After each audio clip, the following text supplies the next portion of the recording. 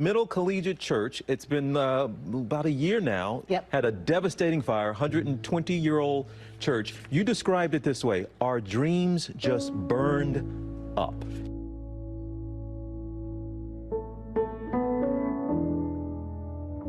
As wind, as water, as fire, as life.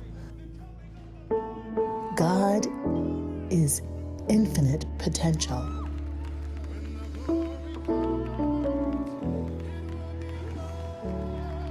God is change.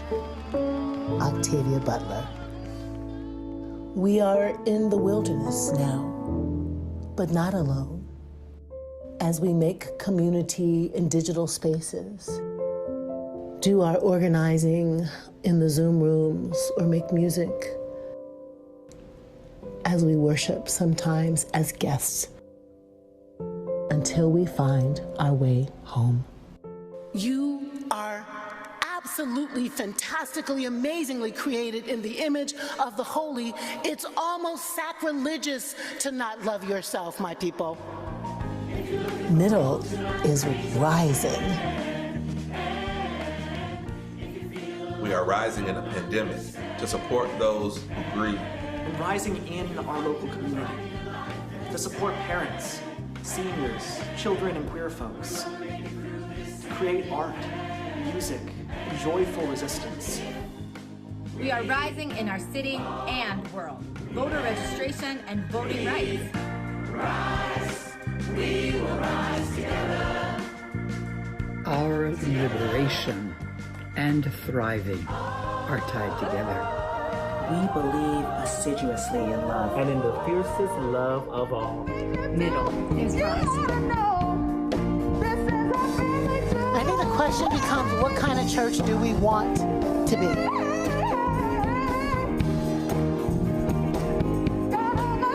I love you.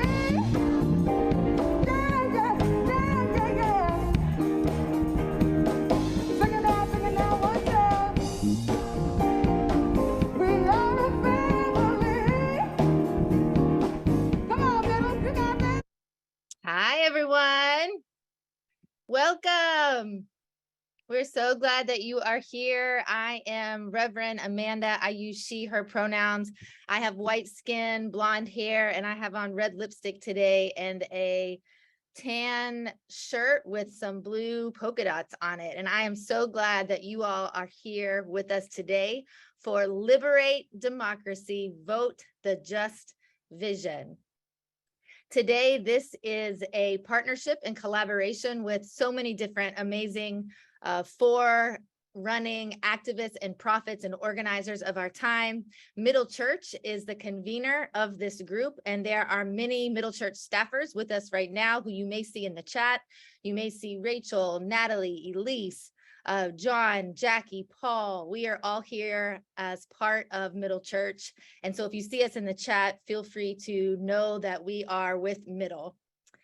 We also, just a few housekeeping things before we kick things off officially. Closed captions are available for you today. If you look down in your Zoom box, you can turn on live transcript. It says CC with a little square in my Zoom screen. Click on that if you would like captions. We are also very grateful to have with us ASL interpreters, who you will see on your screen throughout the duration of our time together. We are recording this event. We will be able to share at least parts of it, if not in full, with you after we conclude today. And we are also live streaming it to Middle Church's Facebook page. If you would prefer to share it or watch it from there, we would be happy to see you online and in our socials. Throughout the afternoon, we have a jam-packed schedule, which we'll look at here in just a minute. But if you have a question or something that you would like us to circle back to, feel free to put that question in a Padlet, which is just a fancy word for a URL that we're creating together today. Feel free to put your question in the Padlet and we will address it if we are able. That link will come up in the chat momentarily. And if not today, we will have many follow-up conversations, which we hope you will be part of. Now, I would love to just show you briefly an overview of our afternoon. Today is a jam-packed day with so many presentations and inspiration, as we are just 1 month from midterms. And I know you all here know what is at stake for that. So here's an overview of the afternoon. If you, like me, are going to be plotting your bathroom breaks and your whatever you need to do to take care of yourself today. Right in this block, we are looking at how the heck we got here. How has culture impacted politics? How does religion impact politics? Then we're moving into a block about theories of change. How might art and popular culture be a theory of change? How might trans liberation be a theory of change? How might early childhood education and parenting and caregiving be a theory of change? Then we shift to what's at stake. What's at stake politically for these midterms? And then we will dive into all things voting. And then finally, our last hour is going to be held by our partners in this work, Vote Common Good and Faith in Public Life. And that is our Organizing for Change block, where we will hear from some of the leading organizations moving us to a more liberated democracy. So without further ado, it is my honor to introduce you to the senior pastor of Middle Collegiate Church, the Reverend Dr. Jackie Lewis, who has the vision for this day. She is a leading public theologian around race and religion and politics, and she is the author of a 2021 book, Fierce Love, A Bold Path to Ferocious Courage and Rule-Breaking Kindness That Can Heal the World. Jackie, welcome. Tell us why we're here today and why you wanted this specific program on this specific day. Amanda, thank you so much. Hi, everybody. Welcome to this time. We're so glad you're here. I want to say thank you to Amanda and John and Paul, especially for planning this event today, for taking a pastor's vision and turning it into a real thing. I want to welcome all of the speakers who are with us today, bringing your particular self to this moment in time. Why are we here? Well, we're here because I am one of the brokenhearted ones, and I imagine you might be too.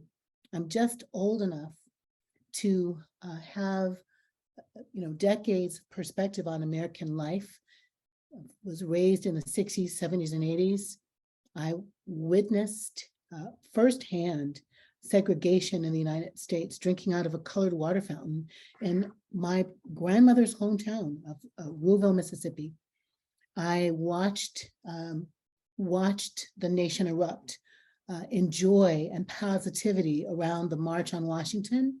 And I also watched the concomitant response of a bombing of 4 little girls in a church. I watched the sort of powers and principalities, if you will, battle out what kind of world do we want to be? Do we want to be the kind of world in which we march together for freedom? Do we want to be the kind of world in which we stand up for each other's right to be enfranchised at the vote, where we stand up for each other's right for healthcare and a living wage? I'm going to call it the God's dream world, the world that Dr. King and Ella Baker and Fannie Lou Hamer, Ruby Sales, Stokely Carmichael, then the world John Lewis dreamed of and tried to help come to fruit? Or do we want to be these people of an alternative vision? Do we want to be a land of the few who can be free, the home of the uncourageous, the home of the ones who believe that the nation's wealth belongs to them and that everyone doesn't have a share of it or a stake of it? Do we want to have a vision for being each other's keeper, each other's brothers and sisters, in the spirit of Ubuntu, which is to say, I see you and you exist, that we complete each other, that we are each other's family, that we are an extension of each other? Do we want that kind of a world? Or do we want a world where some of us don't have clean water and some of us don't have shelter and some of us live in the streets? Do we want to be a nation that kind of inhabits the prophet Zechariah's vision, where the holy city, if you will, is a metaphor for a nation, for a globe in which children are safe to play in the streets? I picture them, playing hopscotch and double dutch and shooting hoops without fear of violence, knowing that they're appreciated for who they are and whose there are? Or do we want to live in a world where children gather food on garbage heaps and don't have inoculations and are not able to be safe? I'm dreaming a world of healed people, whole people, an anti-racist world in which everyone's particularity is celebrated, a world in which America is actually a beacon on the hill, that we show the world what democracy looks like, that every vote counts, every voice counts, that we care about the ones who society would put on the margins and we want to welcome them in to the center, that we understand that the least of these don't have to be the least because we have enough resources to make it better. That's the dream of middle church. We're dreaming God's dream. We're dreaming a world that looks like the reign of God on earth. And this program is designed by my colleagues to help us to hear from different voices, different stakeholders in the democracy. What does it look like to be a world safe for women, safe for queer folks, safe for disabled folks, safe for Black, brown folks, immigrant folks, safe for poor folks? You're going to hear from incredible witnesses, if you will, about how we got here. You're going to hear, as Amanda said, ways that we think we can see a picture of a preferred reality, and then some of the things that are at stake if we don't vote for a just vision. So we're glad you're here. We're delighted that you're here, and we hope that you will feel like this is your program, that you'll use the tools here to communicate with us, and we can't wait to get started. Thank you, Amanda. Thank you so much, Jackie. Our first block is how did we get here? How has culture impacted politics? And joining us today, we had on our docket Maria Teresa Kumar. Maria Teresa Kumar is the founding president and CEO of Voto Latino, an Emmy-nominated on-air analyst for MSNBC. Under her leadership, Voto Latino has become the country's largest Latinx voter registration and mobilization organization. In the 2020 election cycle alone, they registered more than 600,000 voters, making it the largest digital voter registration organization in the country and the largest focused on people of color. Friends, as life does, sometimes we get to shift. And unfortunately, our beloved colleague Maria woke up today not well. So we are sending her well wishes and good thoughts. And we, in her live stead, are going to take a look at one of her most important TED Talks from 2020, right after the 2020 presidential election. And Maria sends her deepest regards and is looking forward to being with us in another live space sometime soon. So let's hear from Maria now.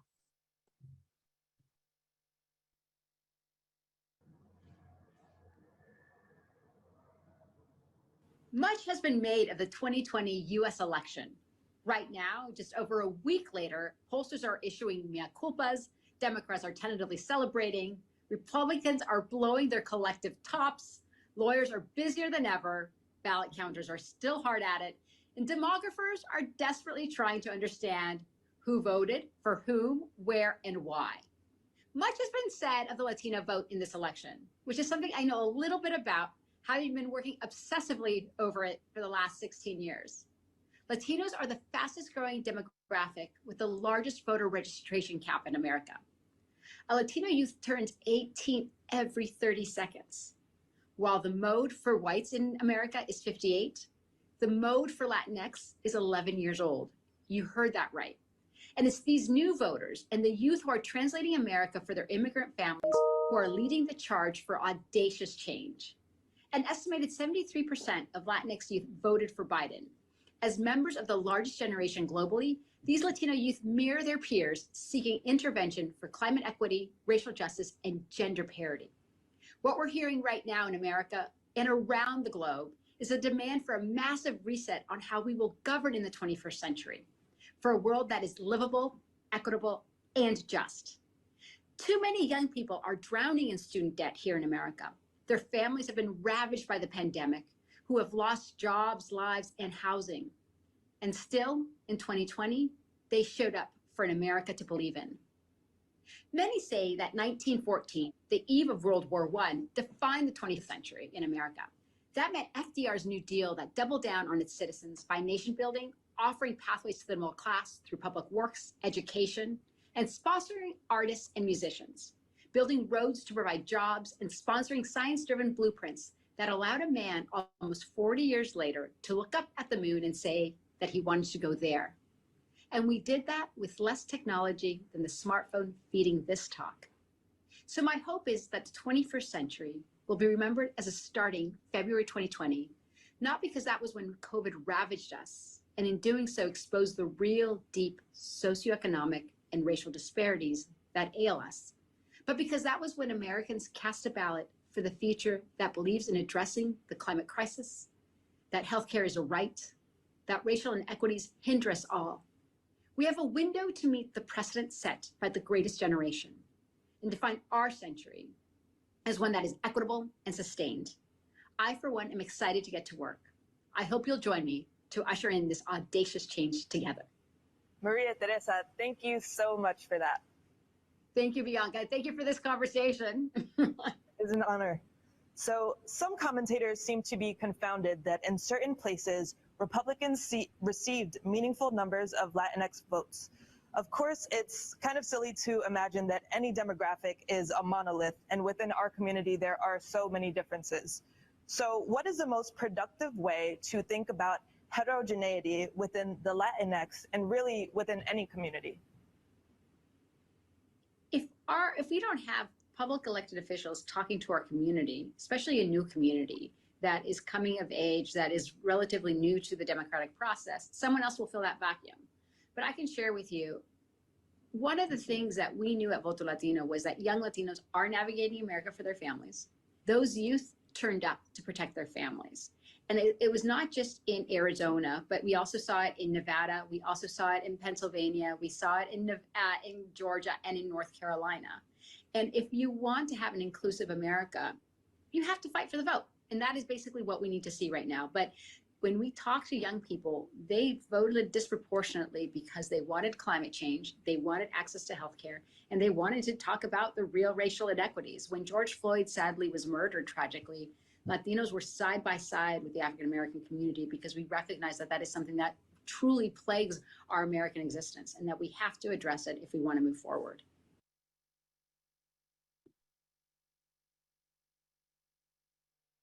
Thank you so much, Maria Teresa Kumar. John, we're going to shift to you. I am here. Thank you, Amanda. And thank you, Jackie, for your words introducing our day together. I have the pleasure of introducing three panelists now, three thought leaders with impressive resumes. I am pretty sure I can't do justice to all of the ways in which they interact with the world around us, nor the ways in which they give leadership, but let's give it a try. First, Rabbi Joshua Stanton. Josh is located here in New York City as rabbi at the East End Temple, which, by the way, Josh and his temple are currently hosting Middle Church for worship on Sundays. And we're grateful, Josh, for your generosity in that way. Josh is the director of the National Jewish Center for Learning and Leadership. He serves on the board of trustees for the Interfaith America organization and the board of governors of the International Jewish Committee on Interreligious Consultations. His advocacy for justice issues often places him in the public square, and I think is an important part of his work in the world. So welcome, Josh. We're glad to have you with us. Dr. Gadi Joshi, whose social science research has influenced policymakers and educators on issues of race, religion, and immigration. Her influence is ever widening, and we're delighted to have you with us, Gadi, and pleased to have your voice in our program this afternoon. Her book, White Christian Privilege, The Illusion of Religious Equality in America, was published in 2020 and has become a resource both in education circles and among policymakers. Our third panelist is Jacqueline Lewis.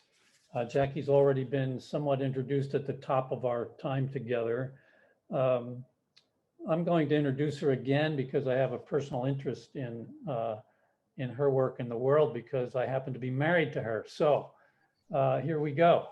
In addition to being a loving grandparent of a 4-year-old and a 2-year-old, Jackie is all of the things we could imagine in a leader. She's an activist, a preacher, a public theologian, and most recently the author of Fierce Love, A Bold Path to Ferocious Courage and Rule-Breaking Kindness, a book that is ever widening its circle of influence. She's the senior minister of Middle Collegiate Church here in New York City, and her infectious joy invites people into her Fierce Love community. Jackie, how did I do? You'll tell me later. You did great. I think I should stay married to you. Well, that'd be great. That'd be great. Just cute. So That was I'm great. delighted the three of you are here, and I'm just going to turn it over to you and invite you to share your wisdom with us today. Thanks so much for being here. Thank you, John. Hi, Josh. It is so wonderful to be with you, and thank you for bringing us all together. What's up, my rabbi? Kiati, are we saying your name right? Is that how you? You're very close. It's a softer T. It's Kiati. Kiati. Is that better? Kiati. I'm so glad you could be with us today. Oh, I'm so delighted to be here. Thank you for the invitation. I wanted to ask each of you if you would just sort of read the tea leaves for us, right? Just like what is happening from your place in the world, from your perspective. And Kiati, if you would go first, that would be so wonderful. Josh, now listen in. Sure. So, thank you again. I actually really want to just take a moment and share a point of personal privilege and take that to share just how meaningful it is for me to be with Middle Church. Ever since my book came out, I think, don't tell my students, but the population I enjoy speaking to the most are our church organizations. Because I grew up receiving a very different message about Christianity. Growing up in Atlanta, Georgia, as a little brown Hindu girl, people didn't know what to do with somebody who wasn't Black or who wasn't white. And then on top of that, when my family said we were Hindu, it was kind of like, what's that? And really I was told in one breath that I was damned to hell since I didn't accept Jesus as my Lord and personal Savior, and be like, oh, we're going out Friday night, you coming? So it was this constant, very odd juxtaposition as an adolescent growing up in Atlanta, Georgia. So it's just, it's very meaningful for me to be here. So thank you so much. What I see out there, in one sense is troubling, and in another sense, we've been here before, historically speaking, right? Historically speaking, of course, I think it's more like a spiral where we build on the negative things that have happened and take it up a notch, so to speak. I sit both here as a social scientist and also as an education practitioner. And so the attacks about critical race theory, the attacks about sexual, inclusive sex education that have this undergirding of a certain type of Christianity that needs to be propelled is really what I face and what I'm trying to help my teachers and my students who are teachers work with, and not lose faith in their faith. Having written White Christian Privilege, it is about looking at systems. It is not about attacking Christianity as a faith. If you get to page 2 of the book, you know that, So it's really about taking a look at systems. Kiati, I think what you're saying is so important. Like as the Christian on the panel, I will say there's a way in which I'm going to say so-called Christianity, not really the religion of Jesus, but so-called Christianity has done so much harm in the nation and around the globe to God's people, kind of in the name of, Rabbi Yeshua. So I'm so always so excited and interested to build these interfaith partnerships where we're saying the same thing, because I'll just say it isn't really Hinduism that is making America crazy, right? It's not Judaism really that's making America crazy. It's sadly the kind of Christian underpinning that you observe in your book and in your writing. Yeah. Josh, do you want to give us a comment from where you are, and then maybe we all can go around again? Absolutely. So there was a September study that came out about Jewish voters, and there are two major issues motivating them.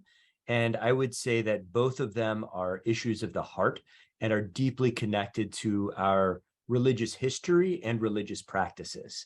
The first is democracy itself. Jews were made citizens in Europe, and the majority of American Jews are of European ancestry. And we were made citizens in the early and middle of the 1800s, depending on where in Europe. Until then, we were not allowed to own land, not allowed to do basic things. So the right to vote in a very real way is seen as sacred. The practice of democracy as an active practice is seen as core to who we are as contemporary Jews. And so that is listed across the board as the most important issue for Jewish voters. Who is protecting democratic institutions? Who is protecting the right to vote? Who is protecting our physical safety at the polls this year? And Jewish voters are highly motivated on the basis of democracy. The other is the right to abortion. And very often abortion has been construed as either a religious issue against or a secular issue for. For Jews, life begins at birth. And that is stated very explicitly in rabbinic texts dating back nearly 2 millennia, that in order to save the life of the person bearing the child, you can do anything. And it makes very clear that a fetus is a life, just not a full and co-equal human life. And the notion that abortion would not only be limited through the Supreme Court, but then legislated against, is an affront to Jewish religious freedom. And insofar as religious freedom has been made an issue of the extreme right, it is also a very real and present issue for those who want abortion access in the name of our tradition. And Jews are one of the major communities that pretty much across the board, from the most literalist to the most hyphenated heterodox, think abortion access matters and is not only something that should be an option, but in some cases is ethically required. And so those are the two issues motivating Jewish voters. I would describe those in my community and many others I know as actively scared. Is this going to be our last set of real elections? And we're treating it that way. We're fighting with our backs against the wall. Yati, you want to say anything back to Josh on that? Well, so I am not a theologian, and I really appreciate what Rabbi Stanton brings. One thing I'd like to highlight when we're thinking about the Asian American community, the South Asian American community, and to kind of make connections between our history and today. And the issue of immigration is one that really leads to a lot of fracturing across groups. Immigrants themselves often hold anti-immigrant views, which is interesting and of course paradoxical.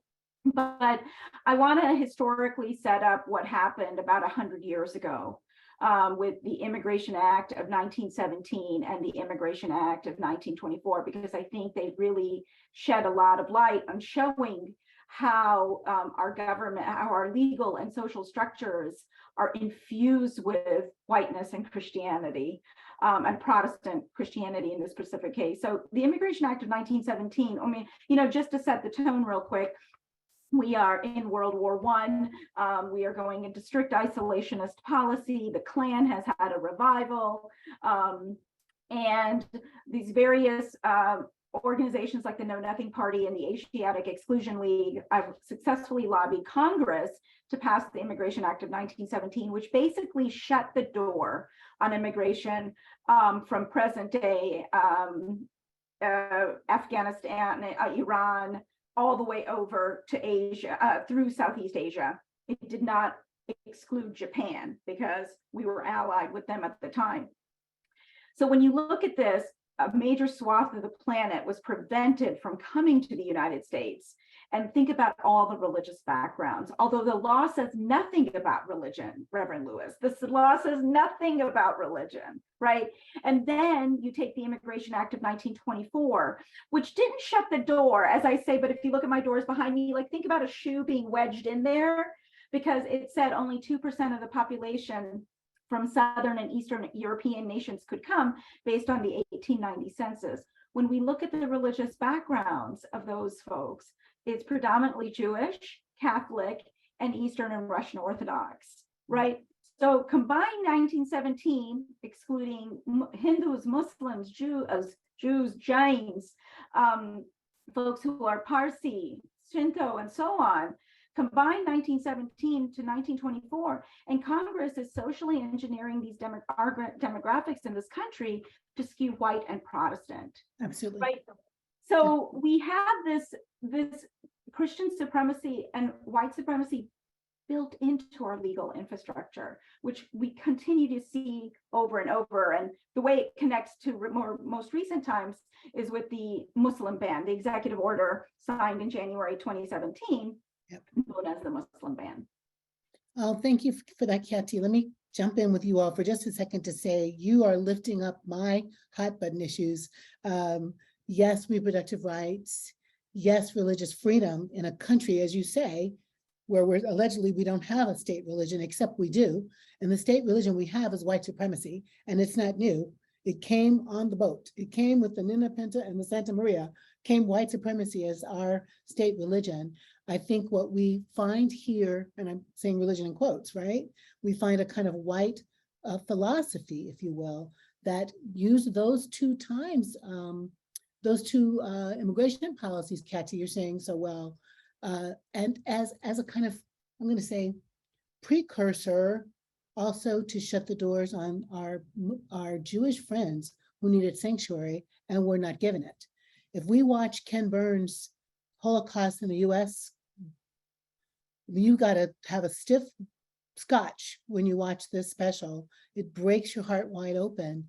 But the way our nation continues to, under the rubric of democracy and Christian-ish, right, hegemony, just not only mess with our nation's policies, but we export into the world a white supremacist agenda that I am terrified of. I mean, the voting rights is on the table right now in the Supreme Court in the Moore versus Harper case. We're not even talking about that. So voting rights, immigration, women's rights to choose, and our queer siblings are just under assault.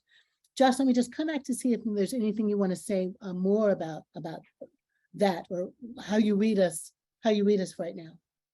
Well, I'm kind of curious, building on what you said, how do we go about building coalitions?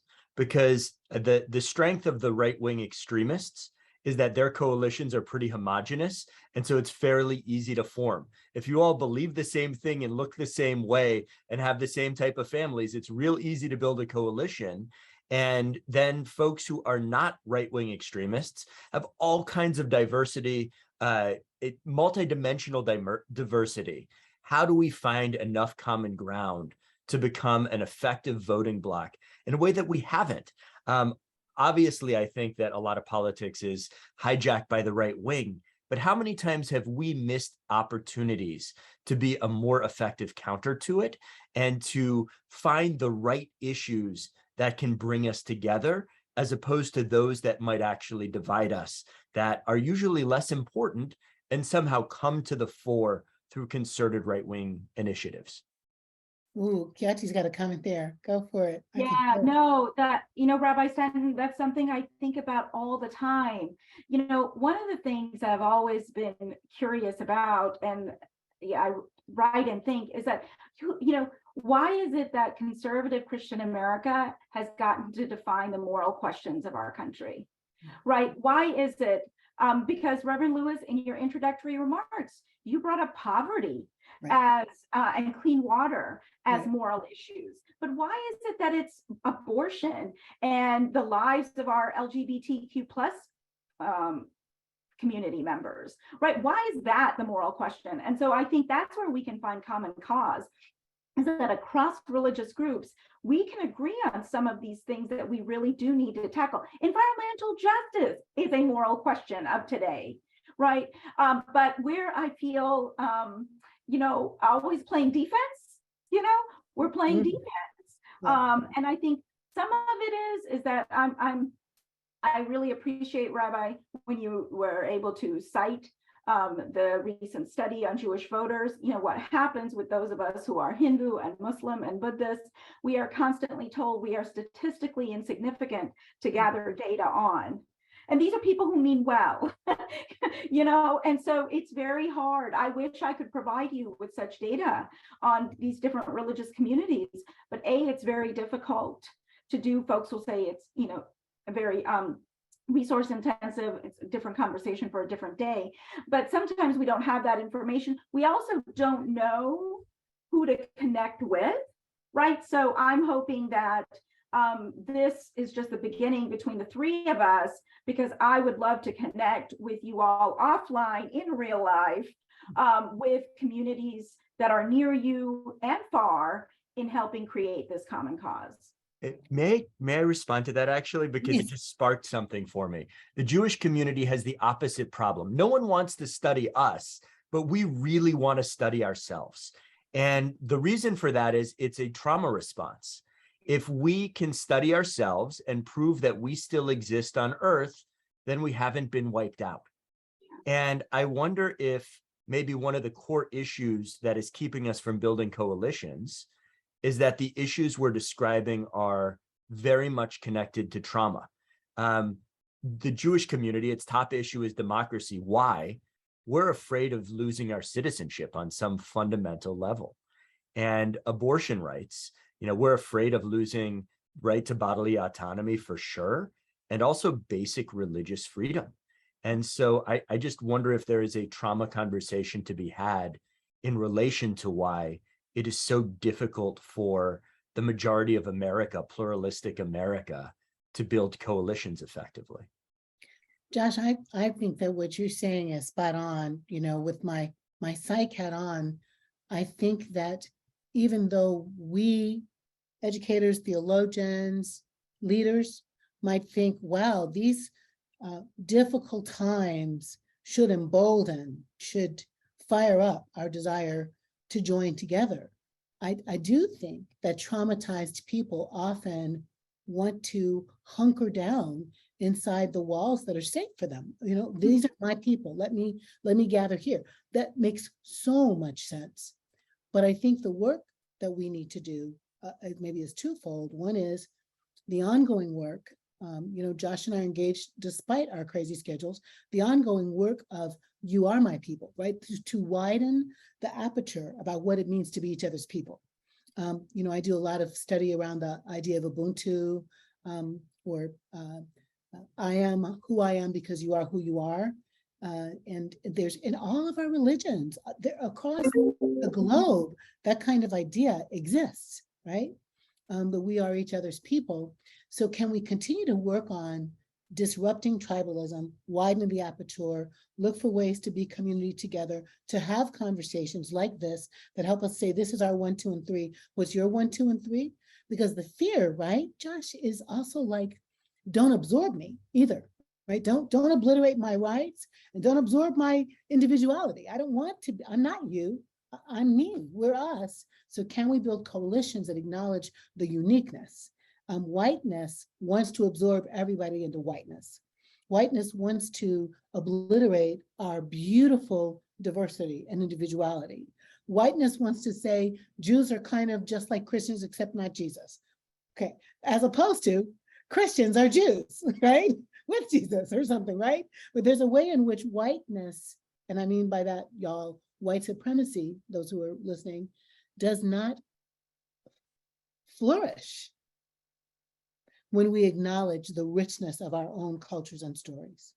So the two things that are coming back for me from what you said, Josh, and what you said, Kathy, in response is, how do we keep building relationships in which we can't wait to get together to find out each other's stories, each other's unique particularities, so we can love that uniqueness and cherish that uniqueness and then move toward common goals together. You know, and there's just a structural issue to be mindful of, and that is that for example, at Hindu temples, you know, the Hindu priests don't usually have fluency in English, right? So they actually know the Vedas, they know the Upanishads, they know this stuff, they know the Sanskrit shlokas and all. I am not a professor of Hinduism, I am not a Sanskrit scholar, but they are limited in English proficiency. So it's difficult for them to be in these spaces the way you both as leaders of your religious groups are.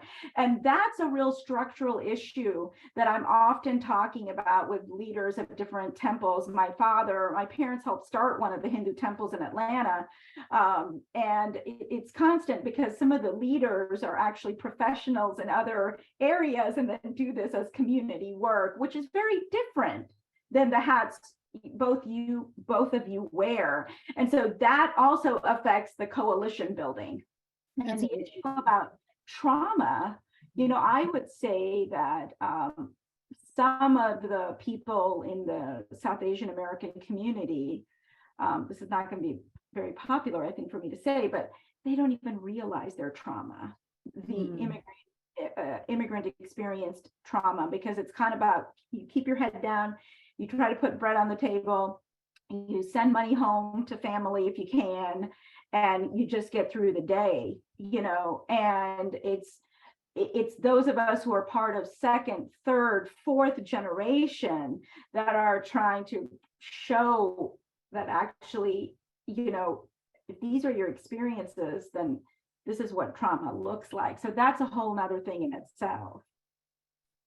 I think that's a really important thing, though, don't you, Josh? That there's a way in which, I mean, there's two things, Shadi, that come from me up there, right, for me. One is, you're right, I think that culturally, some of us have had more opportunity to claim and own the trauma that affects us.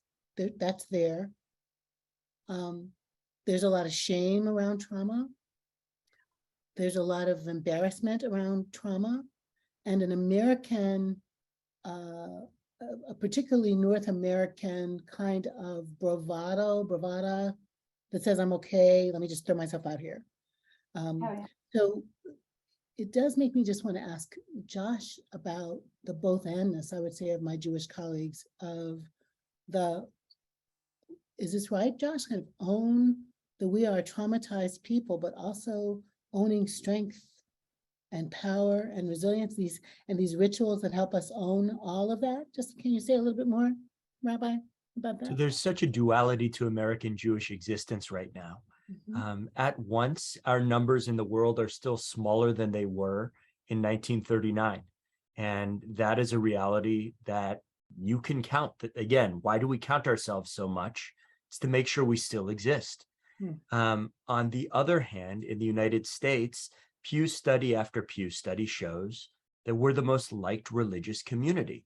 Those who hate us really actively want to hurt us. So we are simultaneously the victims of, at least based on FBI data, which is problematic, but still helpful. We're the victims of the most religiously motivated hate crimes, and on average, the most liked religious community in the United States. We have some of the most educated people in the United States.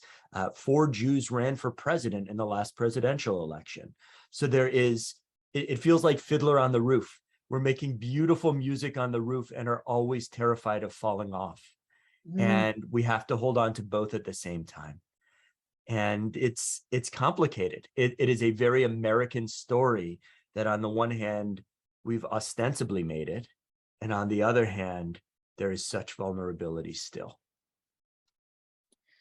Yeah, Josh, so true. And in the how did we get here place, I know that was Amanda's guiding question. I feel so, I mean, I just want to say, as an African-American woman right now, I feel very vulnerable in this nation, very haunted, hindered, impinged. The feels like just a campaign against Blackness all the time. Yeah. And a desire by the powerful to take America back, to 1939, Josh, back to 1917, Kathy. And I'm just wondering if you had a word to say about that. And I'm looking in the space here. What has religion done, right? I mean, the powerful have religion. So what has religion done to make it be so? If you both could make a comment on how you feel about that. And I think we're going to be just about time to transition. So I would say, so I'll try to answer, Reverend Lewis, what you said, as well as the second question that was posed. So if I was to describe how I feel in relation to what you said, how you feel, my words would be ignored, marginalized, and invisible. We don't matter on a certain level. And this just happened to me in the last week and a half. Diwali is coming up. It is on October 24th this year. And I, in two separate emails, two separate entities proposed Diwali as one of the days for meeting days. And I said, are you kidding me? Like, how do y'all not know it's Diwali? And it's celebrated by almost a quarter of the planet, and it's coming up in a couple of weeks. And so it just reinforces this idea that we see in research also in terms of the Asian American experience, that the word invisibility is common across generation, across profession, across ethnicity and religious groups, so that it becomes very frustrating. To answer the second question that was posed, or something like that. One of the things is that with our First Amendment, with there being freedom of religion, that has allowed people to not see all the ways that Christianity is in the crevices of our legal and social infrastructure. And so we talk about whiteness, but we really have to see Christianity's role in the construction of whiteness. Yeah. And that has been invisible. And so one of the things, I think, to build that more perfect union, we have to make that's what has been invisible, visible, right. And then we need to do something about it. Oh, that's so well said. That's great. Thank you. What do you want to add there, Josh? I think that the Jewish community is being tokenized and played. And I see this happening all of the time. Who's the real anti-Semite? So you have white supremacists calling progressives who are critical of Israel anti-Semites. For me, unfortunately, I see anti-Semitism in a lot of different places, in a lot of different ways playing out, but nobody's actually asking Jews, how do you feel? Everyone is talking about Jews. You're the real Jew hater. You're the real Jew hater. Well, they might be right, but that's not actually empowering us to have agency over our own lives and our own voices. Yeah. And I see this especially among the tragically, almost comedically anti-Semitic extreme right, the Jewish space laser extreme right, running around saying, if you don't love every last Israeli policy of the last 50 years, you are an anti-Semite. Right. The thing is, Israeli policy, like American policy, contradicts itself. It is a democracy. So they do policy A one day and they don't do policy A on the next day. And you can't simultaneously like both policies the same amount. So they are proposing a ridiculous standard. Right. And we're being tooled and tokenized. The thing that scares me the most, actually, is the allegation of dual loyalty. The number of times that folks from the Trump administration talked about our place, our home, our state. And, I'm an American citizen. I am not an Israeli citizen. I don't vote there. I don't pay taxes there. I don't serve in the military there. I go on vacation there sometimes, but I also go on vacation to Mexico. I'm very blessed. And the idea that your state, your place, that is sinister language because it is ostensibly philo-Semitism that is really anti-Semitism. And it is telling me as a Jewish person what is good for me, rather than, heaven forbid, asking and listening. Ooh, Josh, yes. Wow. Okay, I'm going to ask you guys one more question, then I'm going to answer it too as we wrap, okay? You are an educator, Kathy, you are a rabbi, Josh, but you're also people of faith. You just are also not just professional, you are people of faith. So is there a thing you would say from your faith tradition that could be a good thing, a loving thing, a powerful thing for us to know as a resource right now, right? So like, what's a powerful resource from your tradition? Kind of tight answer, and then I'm going to answer and we're going to close up, okay? What do you think? Rabbi, I'm going to let you go first while I think about it. Im lo achshav matai. If not now, when? This is the moment. We have 1 month. Let's go do this. We don't have time to deal with all of the long-term issues. We need to build coalitions today, figure out a quick strategy, implement it, or our democracy itself could be in real trouble. Feel called in by that, Josh. Thank you. What about you, Kathy? I would just say that the openness that Hinduism has always called upon, and for folks to always remember that, and when they go vote, and they need to go vote, to keep in mind that they have biases and that they need to go back and remember that it is about being open and open to all and what is out and what is beneficial for the greater good. That's beautiful. Beautiful, Kathy.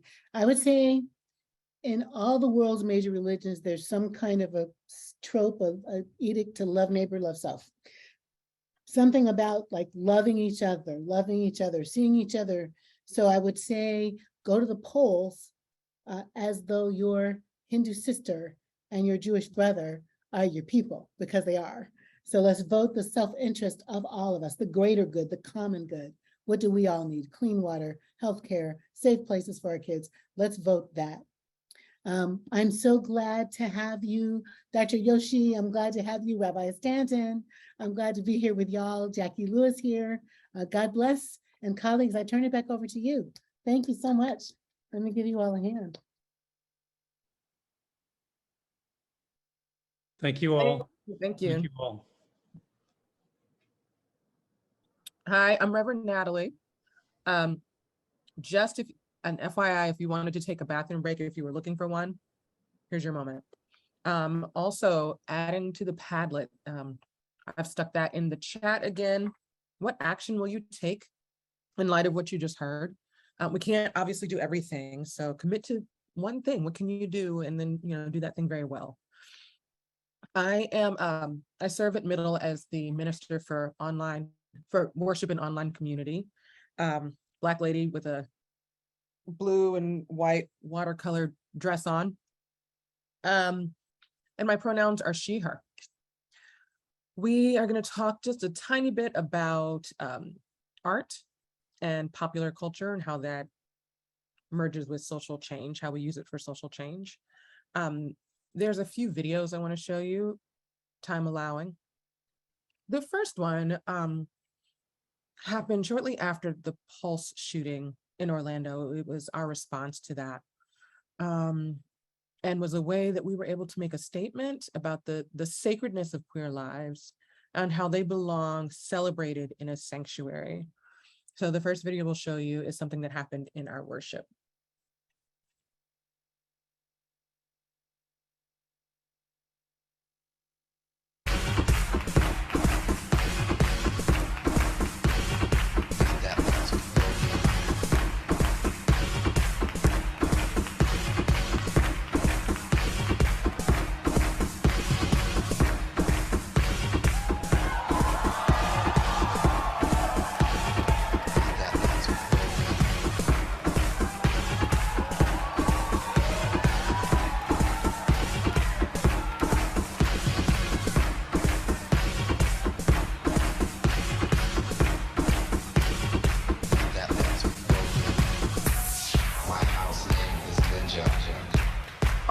take voting not to just Paris is burning, but I want to take it to the real Paris and make the real Paris burn.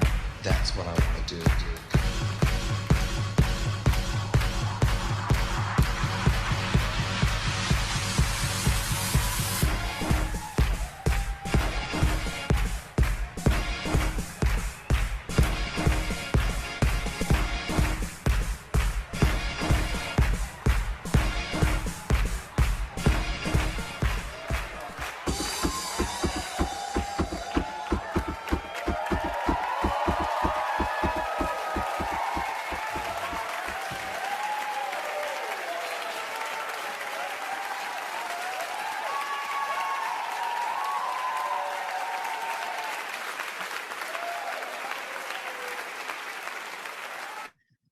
Yeah, I don't know how many churches have voguing, but this is one way that we were able to lift up the sacredness of queer life right in the sanctuary directly as a response to the Pulse shooting in Orlando.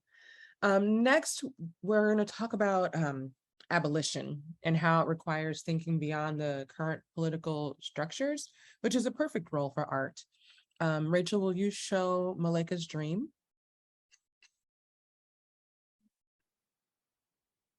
I dream of revolutionary abolition, to live in a society that strives for community well-being, one that tends to the bruised and battered while holding the abuser accountable through acts of compassionate justice.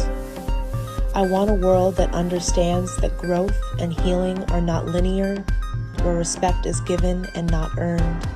A world where borders, war, prisons, and policing are not our go-to defense. Yes, amen.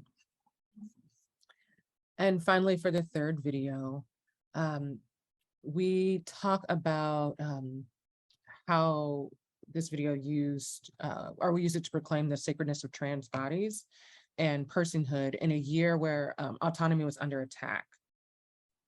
This is trans cathedrals.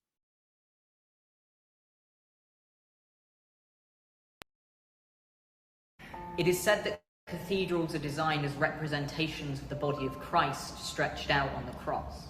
And whether this is objectively true and the meaning was built into the design, or if it was added after, this idea of the cathedral as a body has become a truth. And when people think of cathedrals, they tend to think of them as beautiful, flawless, unchanging, and unchanged. And yes, cathedrals are beautiful, but they are anything but flawless or unchanging. Cathedrals, by their very nature, evolve and change. East ends are knocked down and rebuilt. Side chapels are added, cloisters are remodeled, stained glass is put in and removed and put in again. Statues are replaced. Roofs are reconstructed, fires break out, floods sweep in, bits fall down and are rebuilt and rebuilt and rebuilt. I think that if cathedrals are bodies, and I certainly think that they are, then they are closer to marginalised bodies than the so-called sparkling perfection we are so often obsessed with. In fact, I believe that the bodies cathedrals are closest to are trans bodies. I think that trans people are cathedrals and that cathedrals are trans. This analogy works for many marginalised bodies, but for me, that idea of being built and rebuilt, of being multiple styles cobbled together to form a coherent and beautiful whole, the idea of being beautiful and being holy even in the midst of change, that's big trans energy. And so we must see ourselves in the same way we see cathedrals. We must look at our perceived flaws and see only beauty. To say that if we are overawed by these cathedrals, then we must too be overawed by each other. Because we, like they, are the most wondrous of vessels. Vessels that carry the presence of God out into the world.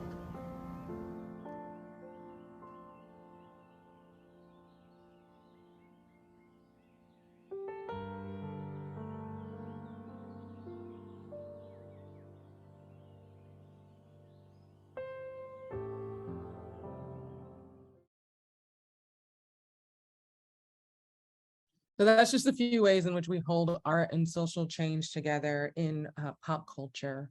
Again, if you want to take a couple minutes to go to the bathroom, grab yourself a snack, this is the perfect time to do so. And I will pass it back to Amanda.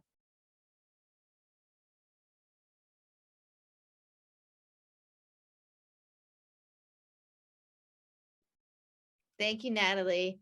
Yes, friends, we have shifted to the time in our program where we are looking at how we might be able to create change. What are some theories of change? And as Natalie said, we just dove into how art and popular culture can be a theory of change. And so we'd love for you, as Natalie requested, to pop into the Padlet. Let us know, are there things that your organization, the group that you organize with, is doing along the lines of art and popular culture that is really shifting, moving us towards a more liberated society? We'd love to know what those ways are. The Padlet link is there in your chat.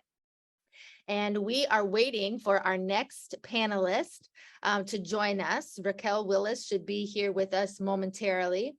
And as we are waiting for her, Paul, are you here live by chance? Hey, Paul.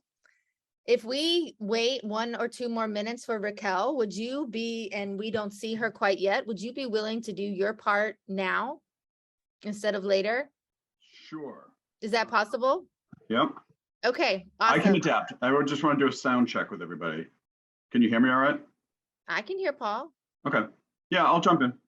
You want to go ahead? Okay, and then if we see Raquel join, we may shift again, but we really appreciate you, Paul, jumping in right here. John, do you want to intro Paul? I'm happy to do that. All right. Hi, Paul. John. Good to see you. Good to see you. Let me share a little bit about Paul Devlin. In addition to his helping to create this afternoon's agenda, Paul is a political strategist and an advocate for progressive issues in virtually every setting that he's in. He has worked for 20 years, has worked over 20 states on campaigns for candidates. I made you older than you are, I think. And he's worked for candidates in local, state, and national office. And he is an elected Democratic Party district leader in New York City. Paul is a resource for us and for you around voting, voting rights, and voting process. So Paul, we're great to have you with us. Very grateful. Thanks, John. That's very generous. I believe there's a slide presentation that can be shared. If somebody needs to share screen, or do I need to do that? There, excellent. Very good. Thank you. And John, that's very generous of you to think that anything could age me. I have worked in a number of states on various campaigns, and I'm very grateful to be here today to talk a little bit about the mechanics of voting. And I try to think of this much like a sport, where you need to understand first the rules of the game, and then you need to develop a game plan. And for all of us non-athletes out there, that'll be the end of my sports analogies. So if we can go to the next slide. The next slide. Thank you. So just as a beginning, every state has different rules of engagement. And so we need to understand what your rules are in your state in order for you to participate in this sport we call voting. One of the best sites I've found across the country is a website called vote411.org. You can go onto that website, put in your home address, and it will provide you with the voting information for your state. And it will also provide you guidance. If they don't have the answer, it will direct you to the state's local board of elections information. The three most important things to think about when preparing to vote are: what are the voter registration issues? If you're not going to vote in person, how do you gain an absentee ballot? And then finally, the in-person voting itself, whether it's early voting or, like most of us enjoy doing, is on election day itself. What I'd like to do is run through why knowing these rules are important. So you'll see here that I've found 3 different states with different issues. Looking at registration deadlines, in the state of Maine, if you want to register on the day of the election, you can do that. You can show up at the polling place and register to vote and participate in the election. Whereas here in New York, we have a deadline of October 14th. So if you're not registered by October 14th, you cannot vote in the election. And then South Carolina is a third example. If by now it's October 9th, if you haven't registered already in South Carolina, you cannot vote on November 8th. So it's important to know what your individual state's voter registration deadlines are. If you're deciding not to vote in person, take a look at these 3 examples. In Maine, they have what's called no excuse absentee voting, which means you can just say, I don't want to go on election day, please send me the ballot, and they will send it to you. But it must arrive at your local Board of Elections office by November 8th. Here in New York, we have excuse only, meaning you have to declare a reason why you are ineligible to go vote in person and then to request an absentee ballot. Here in New York, the ballots have to be postmarked by November 8th, but they can be received by November 15th. Now, in South Carolina, there's a slight variation on that. You'll see excuse only, similar to New York, but instead of allowing you to actually cast your vote on November 8th and put it in the mail, it has to arrive at the Board of Elections by November 8th. So you'll see there are different rules here to how to play the game, so you need to understand those rules. Similarly, with in-person voting, you'll see in Maine, the polling, there is no early voting in Maine. It's only November 8th election day voting. And the thing about it is the polls are open at different hours. In Maine, depending on the population of your town or municipality, the polls could open anywhere between 6 a.m. and 10 a.m., and they all close by 8 p.m. Here in New York, we have early voting, and it runs the Saturday 10 days prior to election through the Sunday before election. They shut everything down on that Monday to move the equipment to be prepared for Tuesday the 8th. And on election day, our polls are open from 6 a.m. to 9 p.m. And another example, South Carolina, early voting runs almost the same schedule as New York. However, in South Carolina, early voting is closed on Sundays. It's different days that they're open and closed, and their election day hours are set at 7 a.m. to 7 p.m. So from this panel, you'll see that this presentation, you'll see that there are different rules, and it's important that you understand what your rules are. So next slide. What I'd like to do is talk a little bit about voting absentee. So now let's make the presumption that you have gotten yourself registered, you've gotten your family registered, you've gotten your church group registered, everyone is registered. Now you want to understand that people that don't want to go to the polling place, what does it mean to vote by absentee?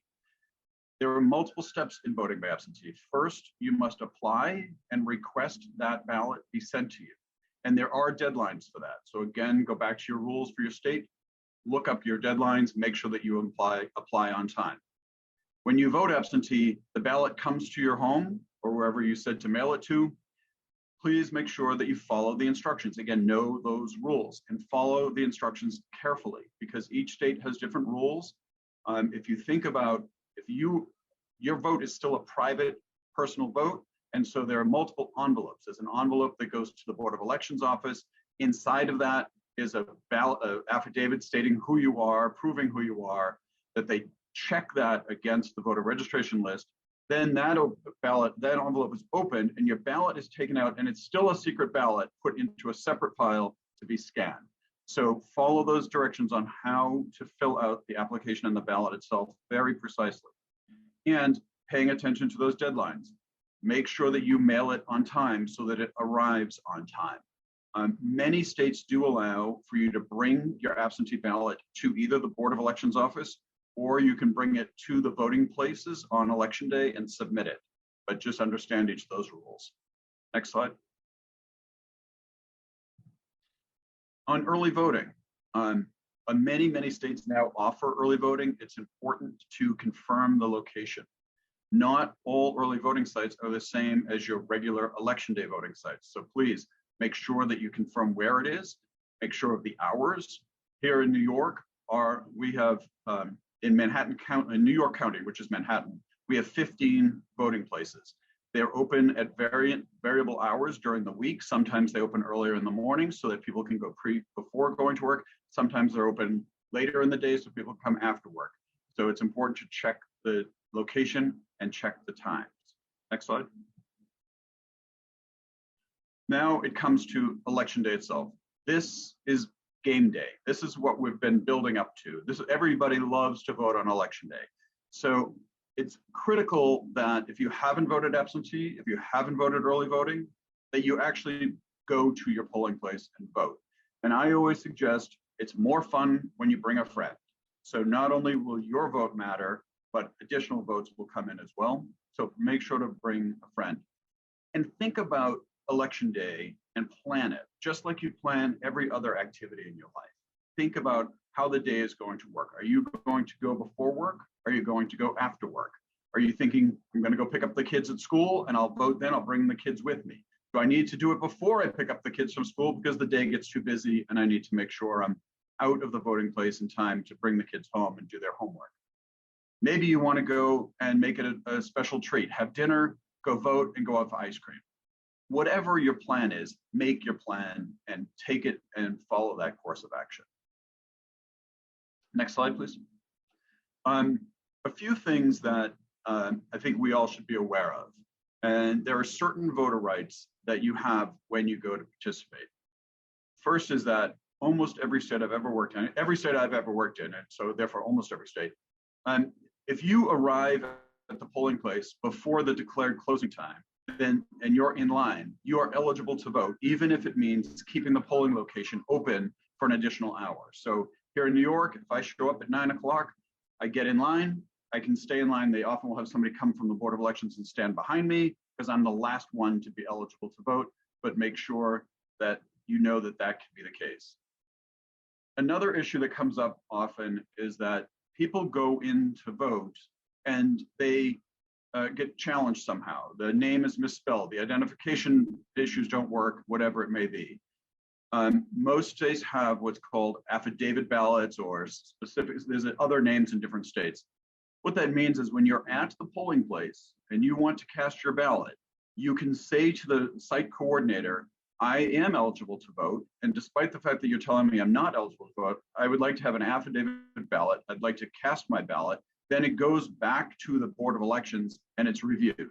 And they determine whether determine whether or not your eligibility to vote is valid or not. If at the central office they determine that it is, then your ballot is then counted and you can participate that way. The next slide. And this is really all I've got to tell you about today, is understand what the rules of the game are, set your game plan in place, and implement it. Know that you have the right to vote. Once you are registered, you are eligible. It doesn't take any specific skill set to do that. Just make sure that you participate. If any of you in states outside of this area are interested in something else, vote411.org is the best resource I've found to find those eligibility requirements. So that's all I have to say. That's extremely helpful, Paul. Thank you so much. Thank you, John. Yes, thank you, Paul. Thank you, John. Paul, thank you for jumping in here. Friends, Paul will be with us the rest of the afternoon. So if you have questions about anything that he just went over in that amazing lightning fast presentation, he will be here. Put them in the Q&A box down here or in the Padlet so we can shift to those as time allows. And in the spirit of moving forward towards a liberated democracy, it is my honor to introduce our next panelist. Raquel Willis is with us this afternoon. Raquel is an award-winning, hi friend, writer, activist, media strategist dedicated to Black transgender liberation. She's held groundbreaking posts throughout her career, including Director of Communications for Miss Foundation for Women, Executive Editor of Out Magazine, and National Organizer for Transgender Law Center.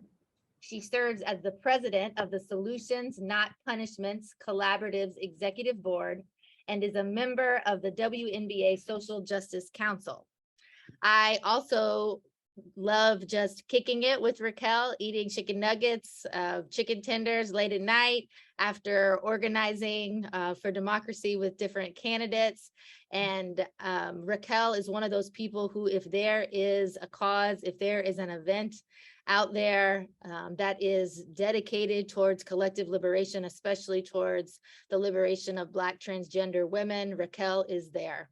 And so, Raquel, it is my honor to have you with us today and to talk to us. We're just going to give you the mic and would love for you to lead us in a conversation about how centering transgender liberation really could be a theory of change for us. Awesome. Thank you so much, Reverend Amanda. It's always a pleasure to see you out in community, especially. And, you know, I could really use some chicken nuggets right now. You know, I'm working off an empty stomach because I was a little nervous, but I'm glad to be here. And thank you, of course, to Reverend John, Reverend Ben, Reverend Natalie for all of the logistical help in making this happen. And of course, all the folks who have spoken already and will speak after. I always like to just kind of level set and let people know a little bit more about me. So as Reverend Amanda said, I am a Black trans woman. I have been invested in social justice and activism going now at least a good decade, which is wild because I still feel fairly young. But I also, if you can't tell, I'm from Augusta, Georgia, you know, so I grew up in a very religious household. I grew up Catholic in a very traditional Black Southern family. And, you know, there were definitely layers of expectations there. It was often difficult to imagine a life where I could be my fullest self as a queer trans person. And so with all of those struggles, though, I will say that the things that I had instilled in me were around service, around stewardship, around feeling connected to something greater than myself, in particular, a larger collective. And those are tenets and parts of, I guess, my theory of change that I've carried with me even beyond those formative years. But I also found church in unexpected ways and spirituality and religion in unexpected ways in my journey after those formative years. I would say that my church in some ways has been queer and trans clubs and bars where folks were being themselves for the first time ever, maybe away from their origin homes and families. I would say that church has been drag performances and seeing other folks strutting their stuff. And I may have strutted myself a little bit too, but that's another story.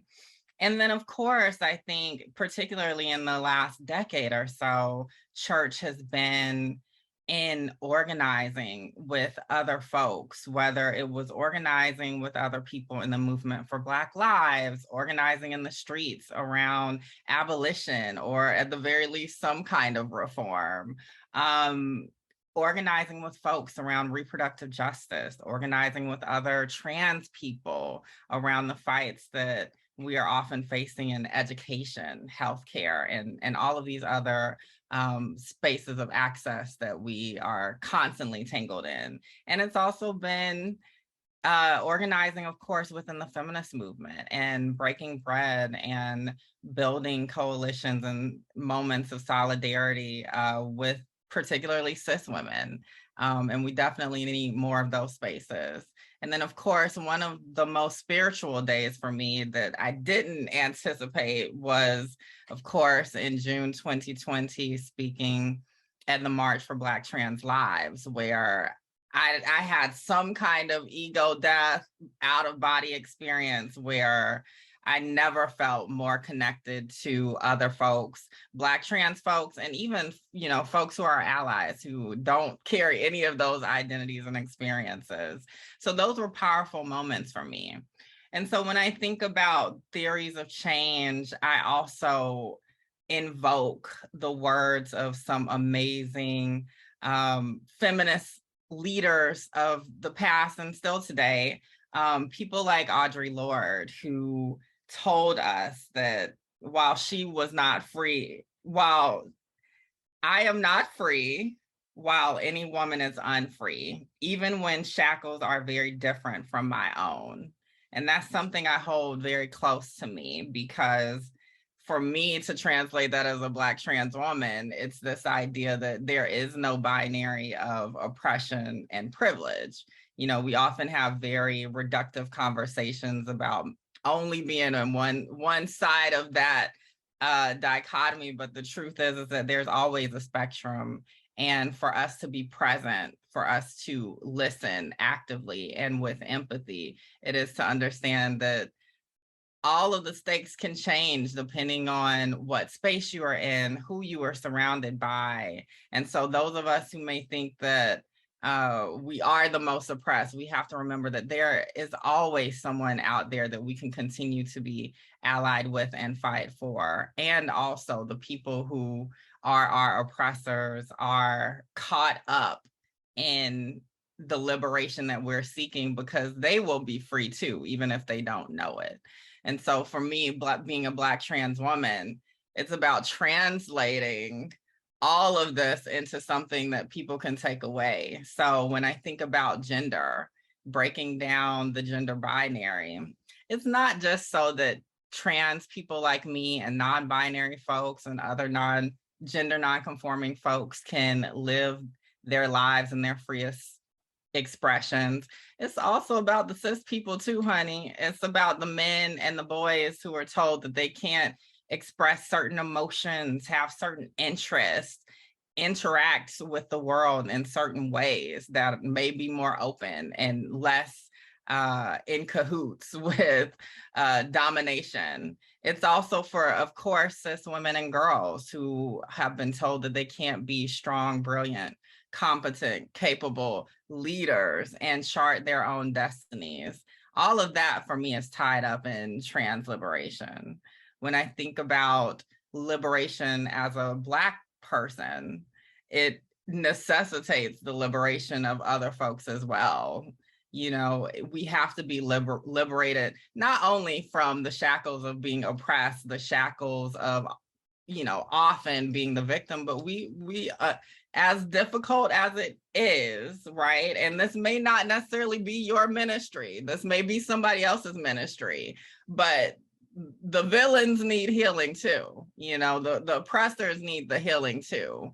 And oftentimes many of those oppressors don't even know that they are caught up in the action of oppression and in that history of oppression.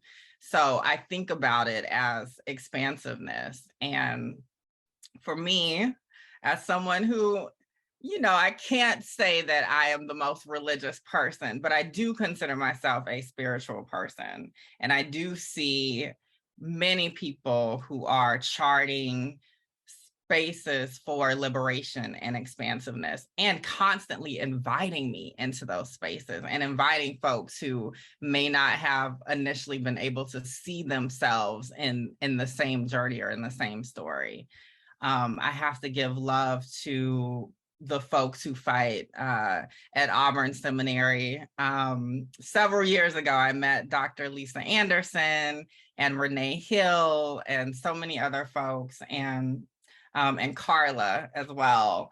And they really transformed my understanding of what it could be to be an intersectional feminist in spiritual spaces, and how activism can be a mode of spirituality. And so for me, the religion is social justice. The point that we're all fighting towards is a collective liberation. So I'll end with another quote. I also constantly think about Toni Cade Bambara's urging of all of us to think about how we can make the revolution irresistible. Of course, you know, she was talking about the artist, the poet, you know, those folks. But I think we all, in our own way, have to figure out a way to make both the revolution and liberation irresistible. And I see that in all of the conversations that we're having today. And I hope that we will continue to build more spaces of expansiveness, inviting, the unlikely folks into the space. That's what it's all about, because this liberation work is for all of us. So thank you for having me here. And I can't wait to hear more from many of the other panelists and speakers. And I hope that we will have more spaces like this coming up soon, because we need it now more than ever. Thank you. Raquel, thank you so much. If there's like one thing that you think all these people that are on here today can do. Oh, and I have a little one who wants to say hi, evidently. I love that. Hi. Say hey. If there's one thing that we can do between now and midterms, which is in a month, like what kind of call, and I'm just throwing this to you, so apologies, but what kind of call would you give us? Ooh, what kind of call? Call to action. Call to action. Well, I think it's about continuing to do what you're already doing, continuing to show up in spaces like this. And, sharing the good word is the scripture, but it's also sharing the good word about how we can get to liberation. And for a lot of us, that is through voting, making sure that we are prepared for the fights up ahead to stake our claim about what the world should look like. And I think it's about bringing people along for that ride, right? So don't just sit on that knowledge that you gain today and over the next few weeks and beyond. Make sure that you're sharing that with everyone else. That's the part of making it irresistible, as someone just said in the chat. I love that. Thank you so much. Thank you for all the work that you do towards this movement. Of course. Thank you all. Bye-bye. Bye. And friends, now it is my honor to introduce you to another newer colleague in this work and person that I'm so excited. Okay, you're being too loud, little Nug. Say bye-bye. Say bye-bye. Person that I have recently gotten to know and admire her work. Another theory of change in this work that we are all called to liberate democracy can be early childhood education and caregiving and parenting, because what we teach the next generation really does matter. And someone to lead us in a conversation about that is Dr. Tracy Baxley, who is with us. Hi, Dr. Baxley. I'll give you a brief intro and then I'll hand you the virtual mic. But Dr. Baxley is a professor, consultant, parenting coach, speaker, and mother to 5 children. She is the creator of Social Justice Parenting and the author of Social Justice Parenting, How to Raise Compassionate, Anti-Racist, Justice-Minded Kids in an Unjust World. I have that book. I'm making my way through it, and I thank you for that book. And she's an educator for over 30 years with degrees in childhood development, elementary education, curriculum and instruction, and specializes in belonging, diversity, inclusion, anti-bias curriculum, and social justice education. Dr. Baxley, we are so grateful to have you here today and would love to hear from you about how we can center the focus of your work as a theory of change. Yes, thank you, Amanda. I'm very honored to be here and be among, I feel like this is like preaching to the choir a little bit, but it's so great because we're creating a community around things that are really important, which we don't always do, right? Sometimes we work in silos, and it's so great to get a group of people, like-minded people who are here, trying to do the work.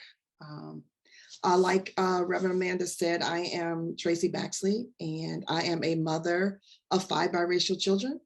My kids self-identify any way that feels good to them, and I really try to honor and celebrate that with them. And as a Black mother, I also teach my children what identifying as Black looks like, because they need to know that in the racialized world that we live in. And I start this talk off with those statements because I think identities matter. And as we live and breathe in all of those multiple identities that we have, it's important that they're knowledge. It's important that our kids know who they are in a world that don't always honor all of their identities. And I want my kids to be in a world where they begin to love and accept and embrace all of who they are. And I also want to create a world where our kids can acknowledge and celebrate the identity of others. And I want to tell just a quick story that kind of puts us in the mind frame of why this is so important for us with early childhood education, parents who have young kids. One day when I was picking my daughter up from kindergarten, and she's now 22, so she's my oldest, she got into the car during car pickup and she was visibly shaking. And I could tell right away that something happened in the day, that she wasn't doing well in that moment. And as she got in the car, I kind of pulled the car over because, you know, mama bear mode sank in right away. And I thought, am I going to have to go in there and in mama bear mode and take care of something, or some action was going to be needed before I left the campus of the school. But I pulled the car over and asked her what was going on and what was wrong. And she immediately burst into tears. I mean, uncontrollable tears. And when she finally got to the point where she was able to kind of collect herself a little bit, and started to unpack the day, she told me that one of her classmates asked her if she was Jewish. And when she told that classmate that she was not, in fact, Jewish, that she was a Christian, that the classmate kind of looked at her in a mean way and then told her that she could no longer play with the girls in the classroom because she wasn't Jewish, and that there was no Christians were allowed to play with her group. And so my daughter, as you can imagine, was devastated. I mean, firstly, she was upset that she couldn't be Jewish because those are her friends. And she wanted to fit in like most kids do. And secondly, she was upset because these girls were her friends, the girls that she had been playing with the whole, you know, all of that year. So this story really is a story about belonging and acceptance, and the fact that that is really a basic human right, right? For all of our children, for all of us as people, as human beings, that we want to belong, and that we all should have access to that in all the ways that we move on the earth, right? In all of our communities, in all of the ways that we position our kids in different spaces, including school, including their community, including any teams that they're on. This basic human right of belonging is something that we should hold dear. And being a Black mom, married to a white husband, it wasn't always easy for my kids when they, especially my older two, when they were young. For the first, 5 or 6 years of their lives, I often parent from this place of fear of my children not being accepted, fear of my children not knowing who they were, and if they would have issues with self-acceptance and self-love. And I think my greatest fear was that the world would not be kind to them. Once they were in preschool and kindergarten, they often got questions like, how come your parents don't match? What are you? When their very identity was being questioned so early in their lives, I really wasn't equipped to deal with those questions. And they felt like being different was terrible, right? They felt different in all the wrong ways. And my husband and I we always were open and honest with our kids about hard things. And we always talked about things openly.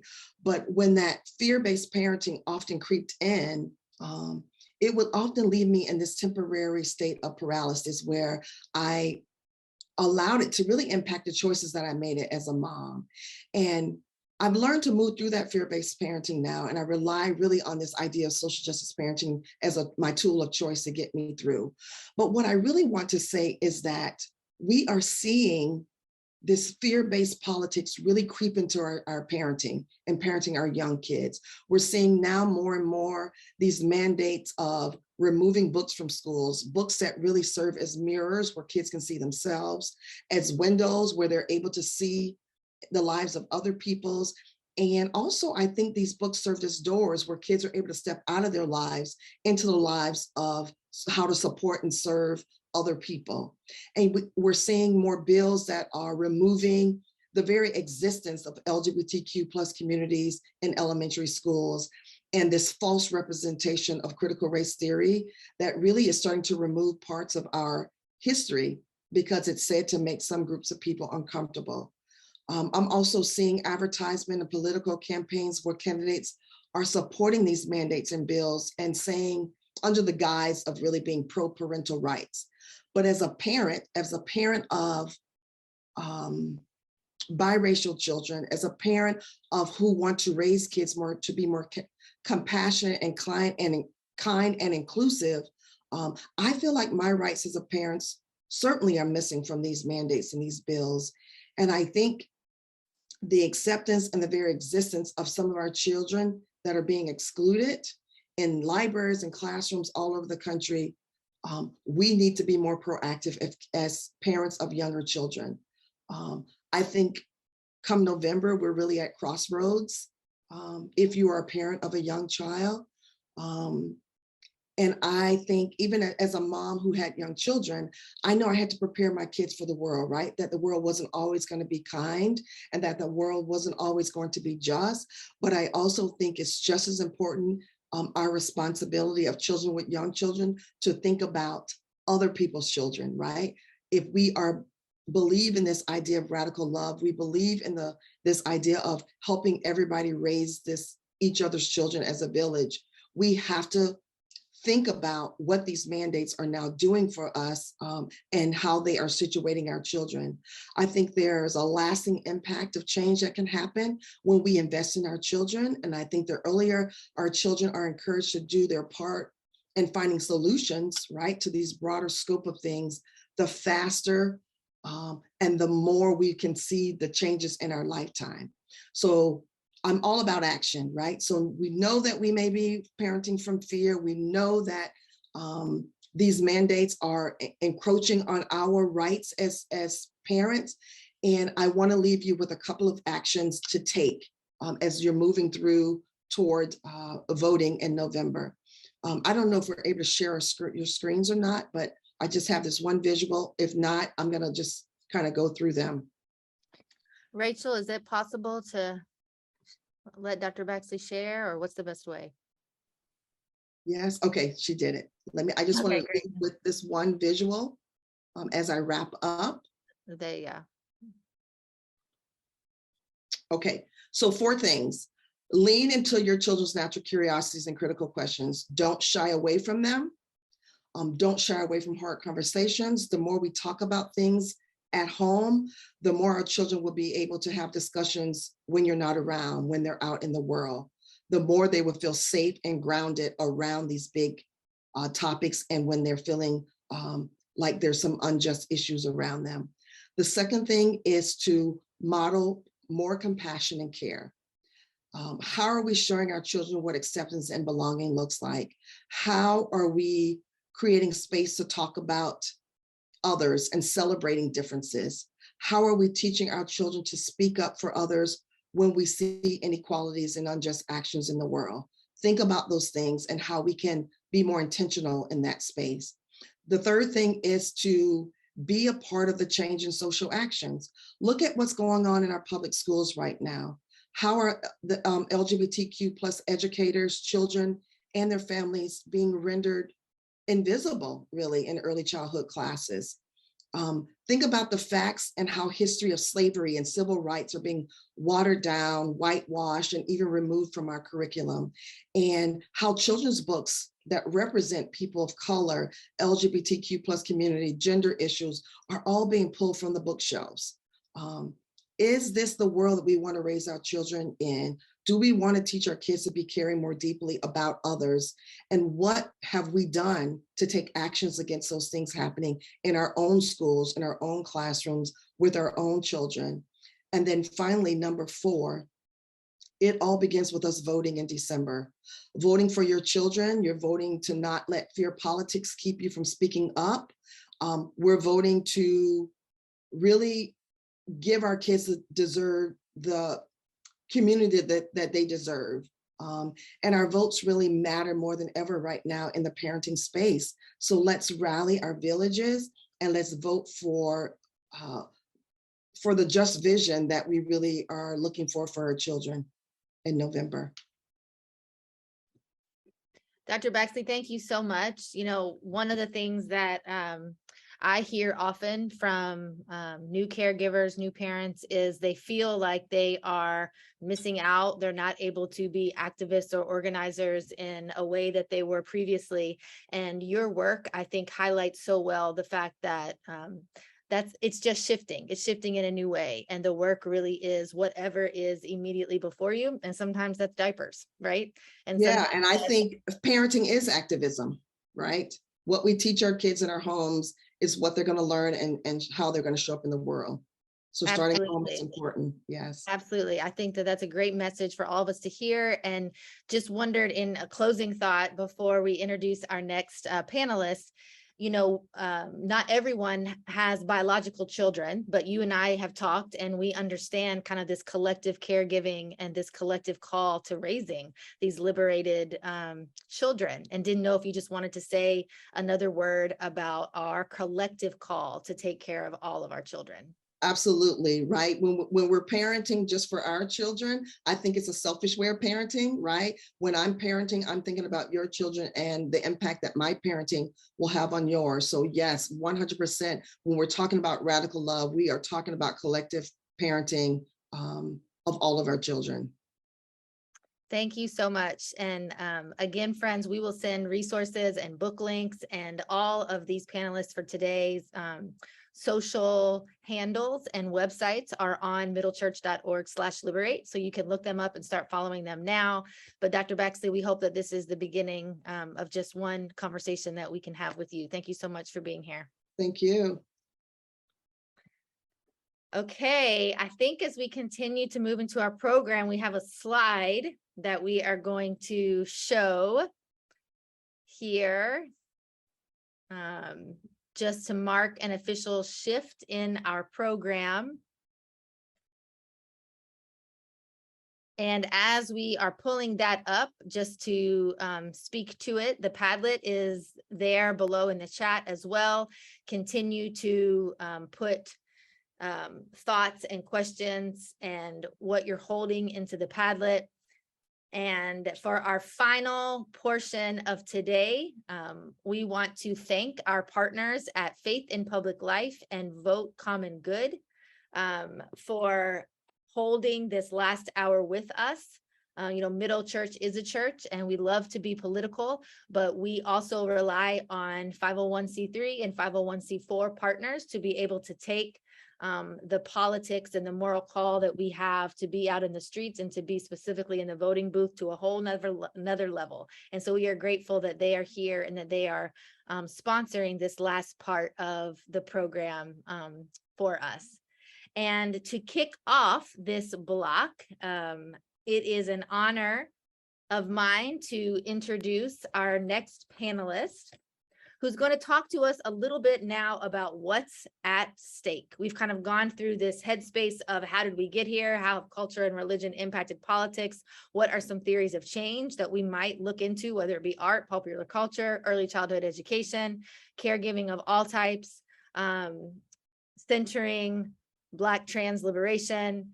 And now we're going to say, and if we don't do that, really, truly, what is at stake? Because I think it is the choir here and we're grateful for you. And we know that these are literally life and death circumstances. So to kick us off, it's an honor to introduce you all to Wakinia Clanton. Wakinia is the director of the Southern Poverty Law Center's Mississippi State Office, a native Mississippian.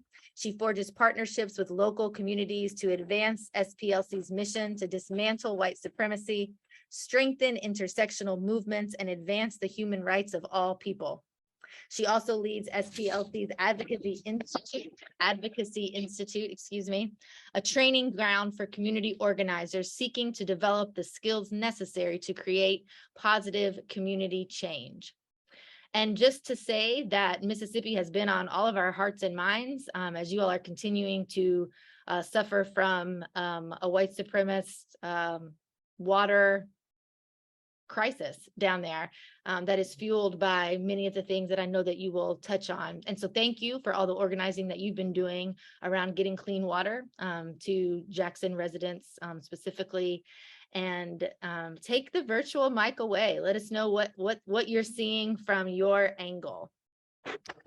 Thank you so much, Reverend Amanda, and thank you to all of you all who are here today. I am Wakenya Clanton. To some, I am a director. To some, an advisor. To others, a strategist and thought leader. But today I come to you as a concerned citizen, an active voter, and I am committed to helping liberate democracy. Before I begin, I want to extend my sincerest gratitude to Reverend Amanda and the amazing cohort of people who have banded together to elevate the issues and ring the alarm on challenges that lie ahead as we journey towards Election Day 2022. Thank you to all of you at and affiliated with Middle Church, Faith in Public Life, and Vote Common Good, as well as each of you who have gathered here to join us today. We are approximately 30 days away from the most consequential election of our lifetimes. I know we hear that phrase a lot, but it's true. And it's true because the state of American democracy is growing increasingly vulnerable and undermining, and in the undermining of our country, it is a clear and present danger. True statesmanship has become a thing of the past.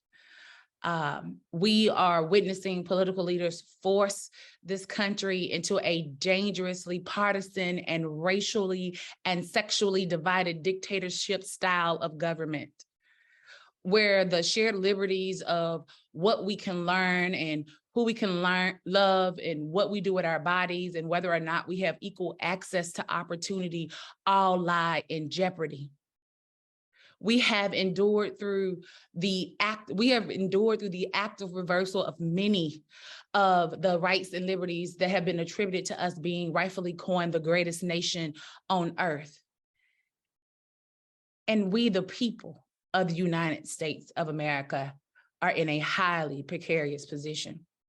We are living in an era where we're experiencing the overturn of Roe, attacks and the undermining of affirmative action, election denying, court stacking, gerrymandering, a pending third world war, and a humanitarian crisis that lies at the at the epicenter of of urban communities, places like Flint, Michigan, Baltimore, Maryland, and my very own Jackson, Mississippi.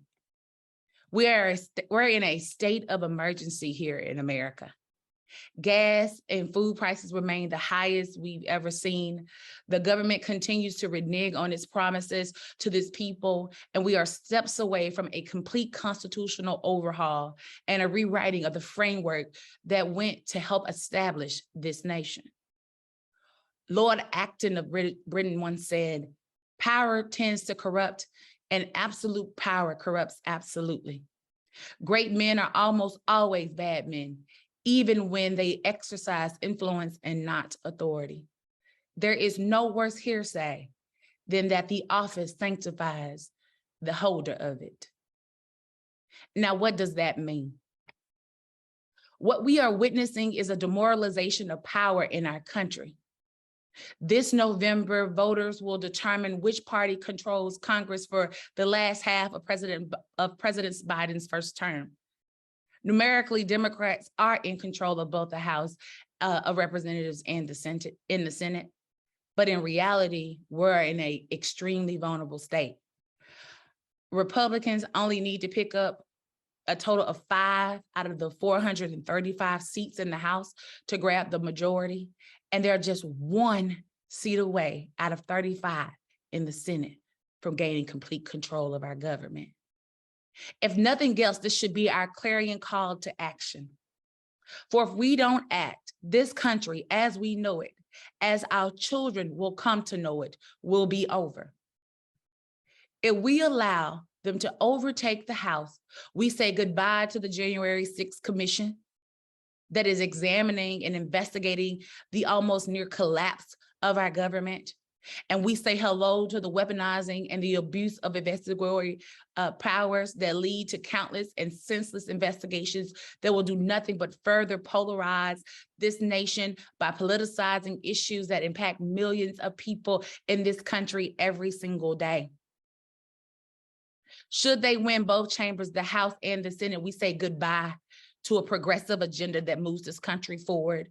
And we say goodbye to all of the appointments that lie in the balance. And not to mention, we say goodbye to Social Security and Medicare as we know it for some of our nation's most vulnerable. And we say hello to a national ban on women's bodies and their right to control their reproductive and economic justice. As unbelievable as this may sound, we must know that this is very real and it is very possible. More alarming to me is what is happening, more alarming to me than what's happening at the federal level is what's happening at the state level. There is a conservative movement that isn't done reshaping the Constitution. They aren't just stopping at the courts and how the law is interpreted. They are moving into the threads that make up the fabric of this tapestry that we call America by rewriting the law. Conservatives have already begun to lay out an elaborate plan as to how to fundamentally remake the United States of America. So far, 19 GOP states have joined a rapidly growing coalition of conservatives to call a new convention using Article 5 of the Constitution. Article 5, for those who don't know, provides two ways to amend the nation's organizing document. The first is for a 2/3 majority of Congress to propose an amendment with 3/4 of states ratifying it. The second, which is the most dangerous of all, involves 2/3 of the United States to call a convention. And the power to call the convention solely belongs to state legislatures who get to pass and ratify amendments without a governor's signature, without Congress's intervention, and without any input from the president. All they need is 34 more states, and they almost have it within the legislature to do it. Alarming, this should be, because it is. We cannot allow ourselves to be so blinded by what's happening in Washington that we forget about what's happening at ground zero, and that's our states. States' rights are a real thing. They are still a thing, a very quiet, a very powerful, and a very willful thing.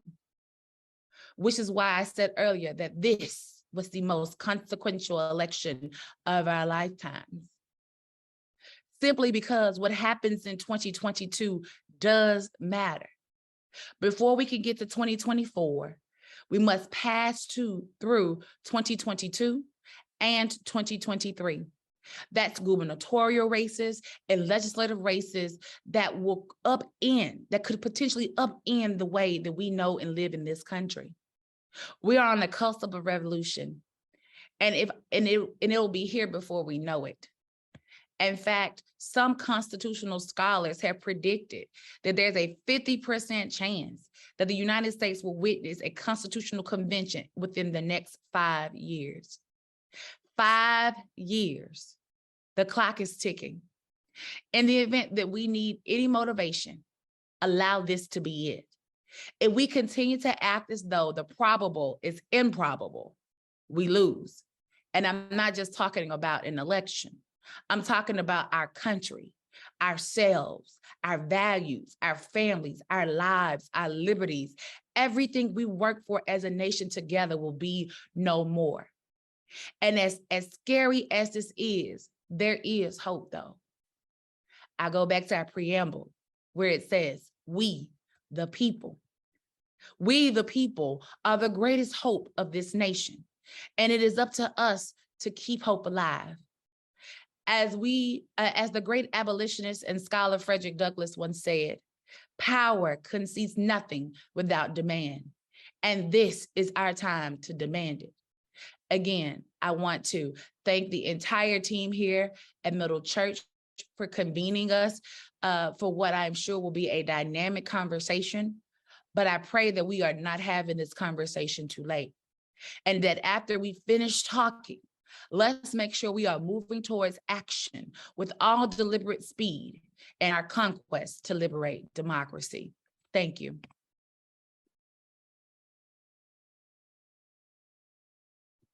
Thank you so much. That is exactly the inspiration and the sermon and the prophetic moral call that I know is helpful for me in this specific moment. And I imagine that it is for many others as well.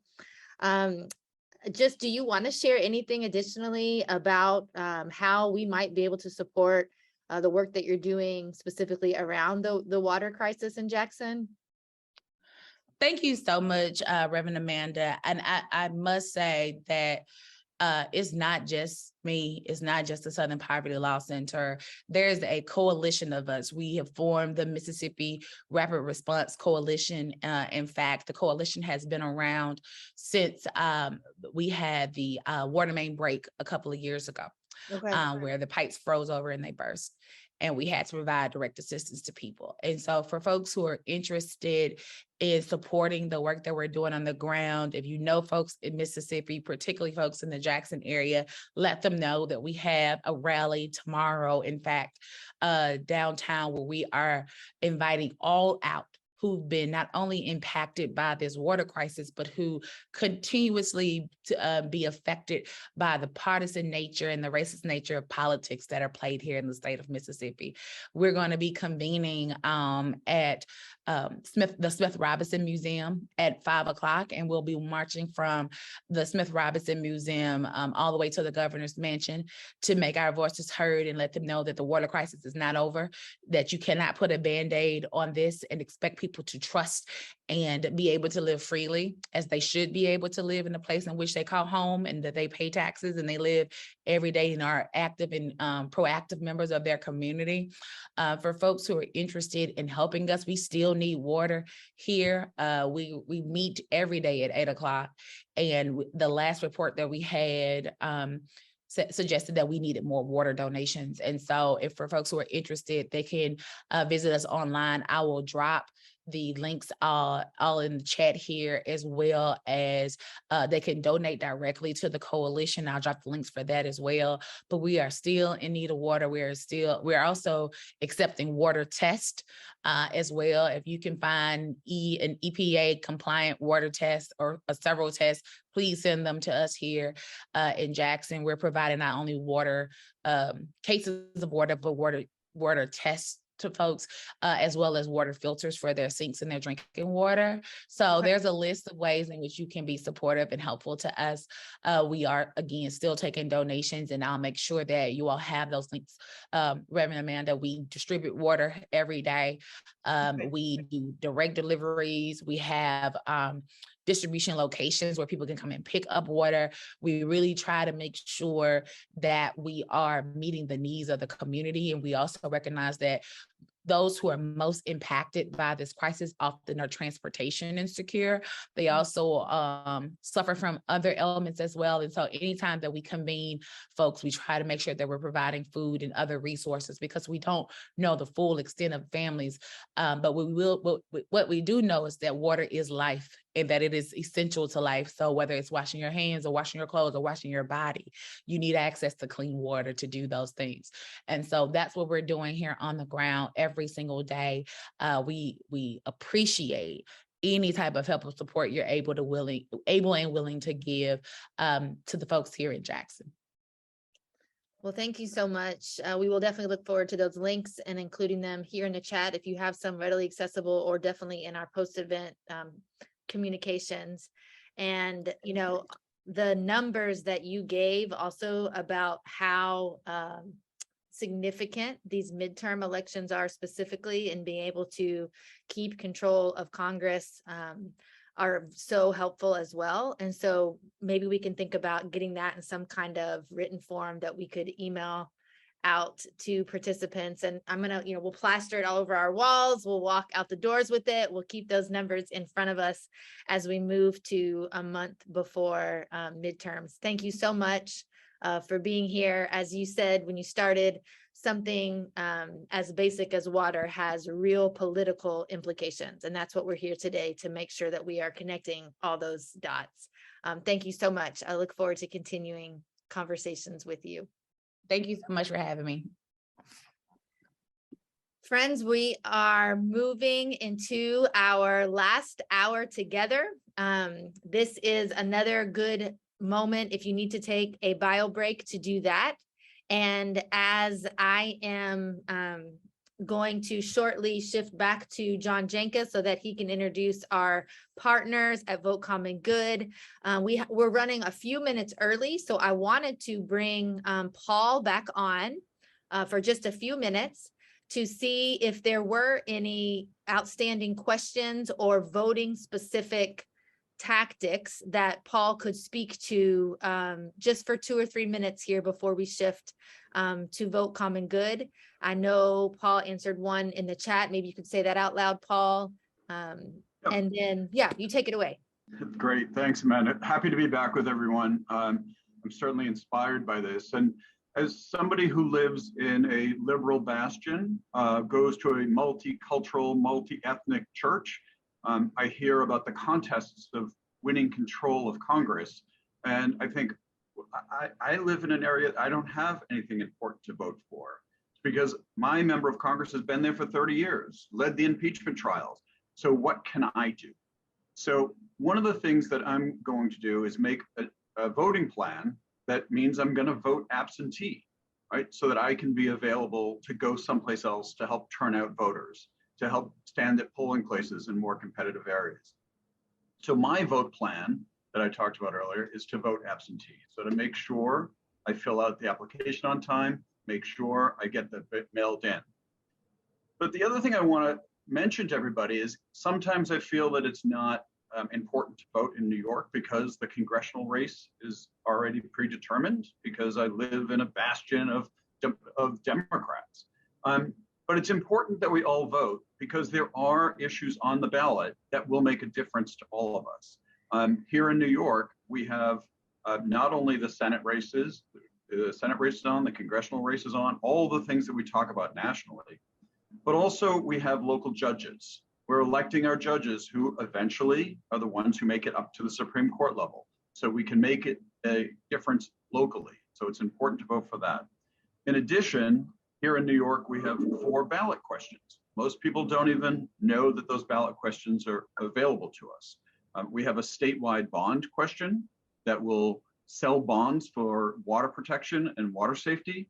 So that's something that those of us in New York are probably wanting more protections of because our water comes from upstate, whereas perhaps people upstate are less inclined to sell $4 billion in bonds for clean water because they have access to their own wells. So we have to have our voices heard on water bond issues. We also here in the city have charter amendments that are coming in. So we have the opportunity to change the city charter to be more racially inclusive, to have a racial equity office established, and to reformulate how we calculate cost of living so that we can determine how our city dollars are spent for those in need of public assistance. So I talked at the first segment about sort of a national approach, vote411.org, find out your rules, figure out how to vote. We're now hearing about some of the national crises. How do we control Congress? How do we keep control of Senate? Those things are very important. And I wish I was a voter in Georgia, that I could vote in a competitive Senate race. I wish I was in Texas where I could have that impact. But the fact of the matter is, I live in an area that I can still have an impact by casting my vote. So it's important that each of us, no matter where we live, we make sure we participate.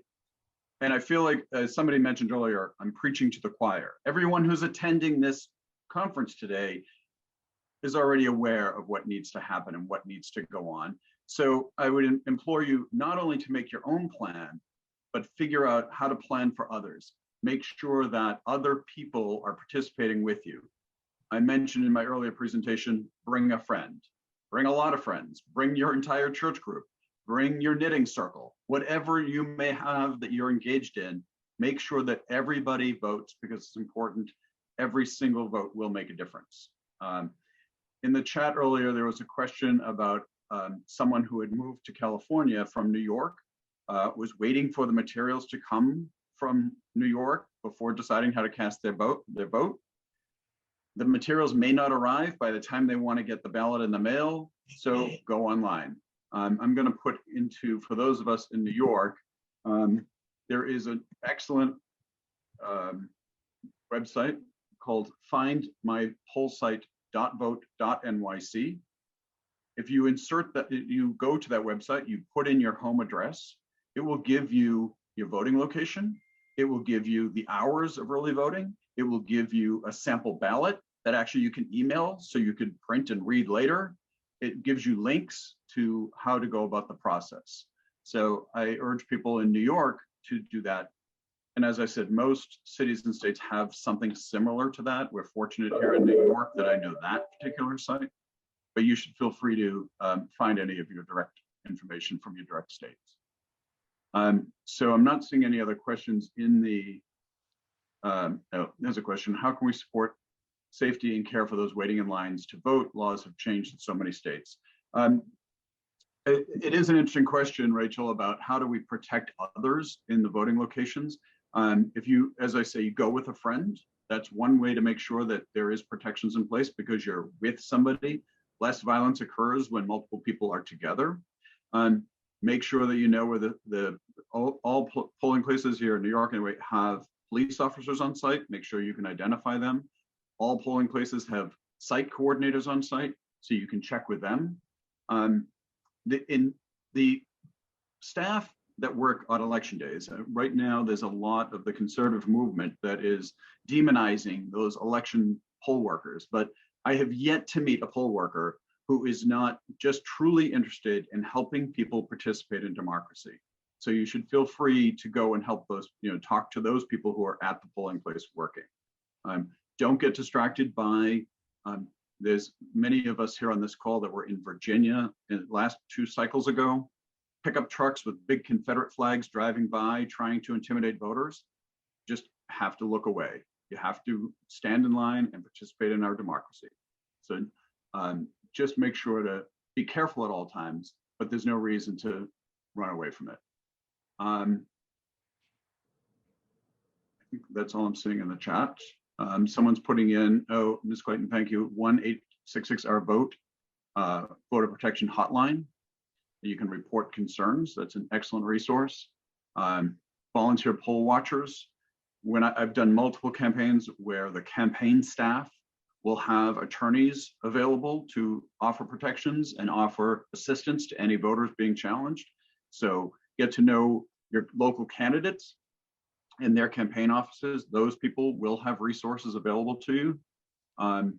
And those poll watchers, as is being pointed out in the chat, poll watchers are trained on how to be neutral. There's requirements from multiple parties. So there's a Democrat and a Republican poll watcher at each site, and they have to go through very specific training. So they should be able to provide assistance to you in any way. John, I see you're back on screen. Oh, at least thanks, that's time. I've talked long enough. No, you've done great. Very helpful, Paul. Once again, very helpful. Thank you all. I'm glad to be here. I believe I might be up now to make an introduction of Doug Padgett. Hello, Doug. Can you hear us? You can hear us. We need to be able to hear you. Can we hear you?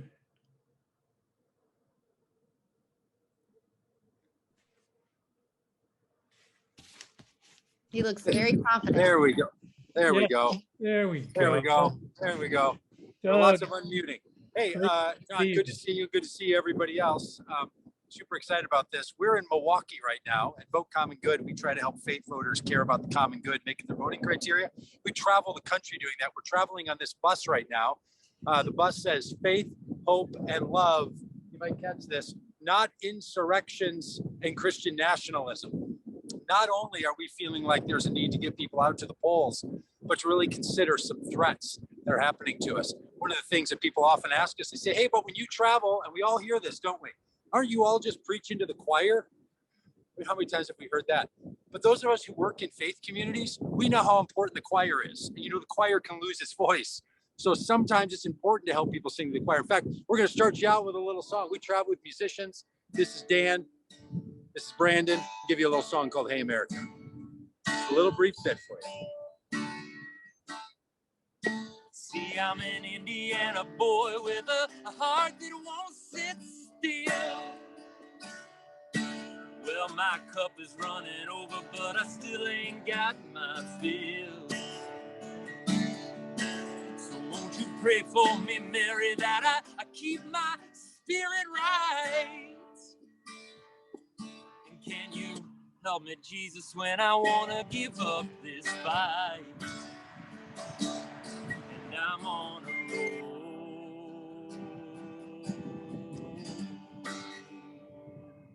And hey, America, see, I'm looking for a sign. Hey, America, just a little sign of life. Hey, America,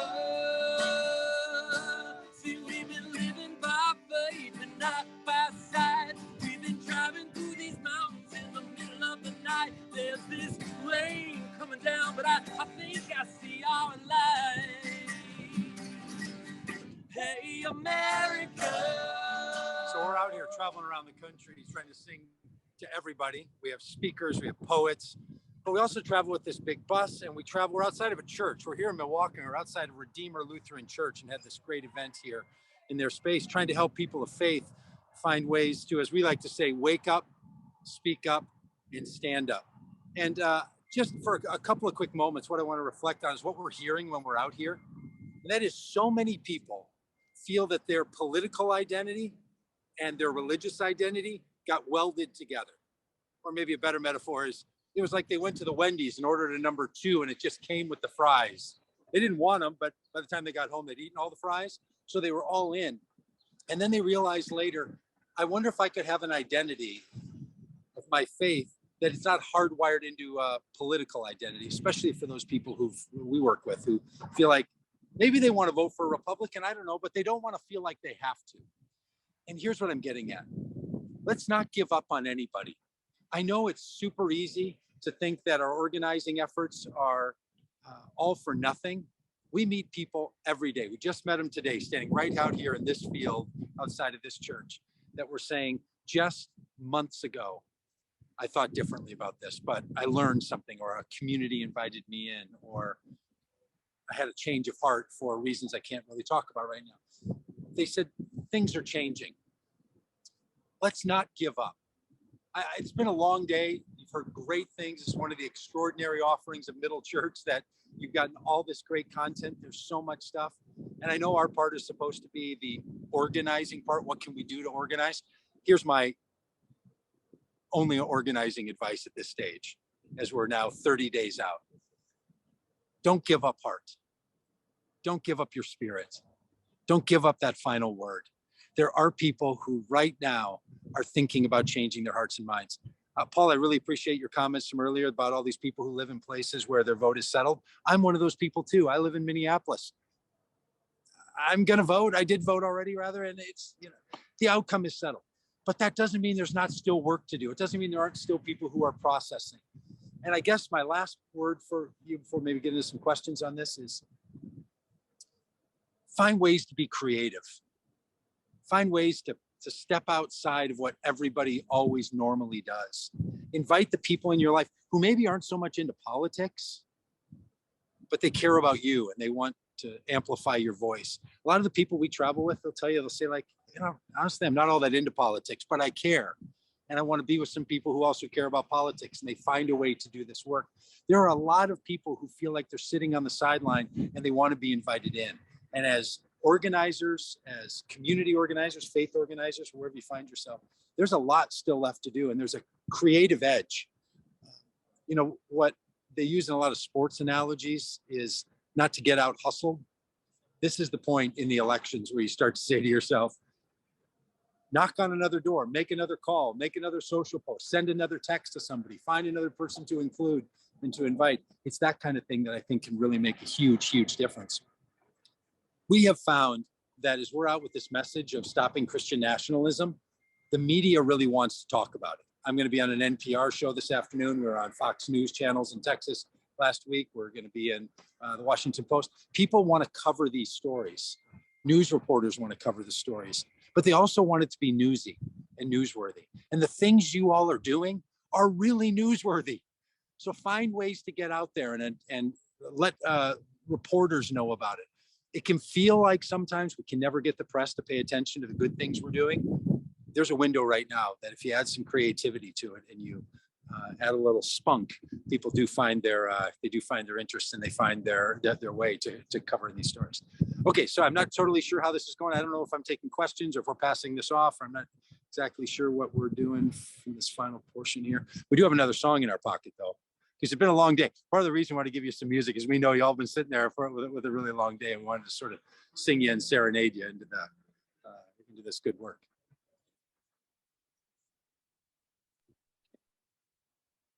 Doug, thank you so much. We have about 3 minutes left for you right now. So use that as you'd like. If somebody has a question, you can put that in the chat right here and we can read it out for you. You know, John was going to intro you and you didn't even let him. So people don't fully even know what Vote Common Good is. So John, if you want to say a few words about Vote Common Good, or Doug, if you want to, and also maybe how people can get involved with your specific effort. Go ahead, John. Were you going to say something that I missed? I think you're muted there, John. Thank you, Doug. I want you to talk a little bit about your overall mission, how you select the places that you go, where you travel to, and give us some concrete examples of the responses you've had, both positive and negative. Yeah, we pick our places by invitation, the specific spots like this one church we're at in Milwaukee. We pick the states and the counties based on the places where we think our working with predominantly white Catholic and white evangelical voters, can have the most impact. That's where we choose. It just so happens that, again, in this election, the places where we know those voters make an enormous difference are also the places where the elections are going to make an enormous difference in our country. So we're going to be in Pennsylvania, Ohio, Michigan, Wisconsin throughout the rest of the fall. We were already down in Texas and Arkansas and Iowa and some other. We're also going to be in Kentucky for a day. So we're picking places that we think really matter. Look, what we're hearing out here is that people want to find a way out of the anger. They want to find a way out of the separation. They want to be called to something more than just the partisan fight. We hear it all the time. People are exhausted and they're tired of fighting and they know it's not working. And we're hearing they're really terrified by Christian nationalism and what we saw in the insurrection. People are really fearful for this democracy. People are fearful for their own safety. I just heard it from a woman just an hour ago, standing just a few feet from me here. They're really concerned. So those things are real. And what they need is some people who are speaking up. Our primary operating premise is don't tell other people to be quiet, speak up and match the volume.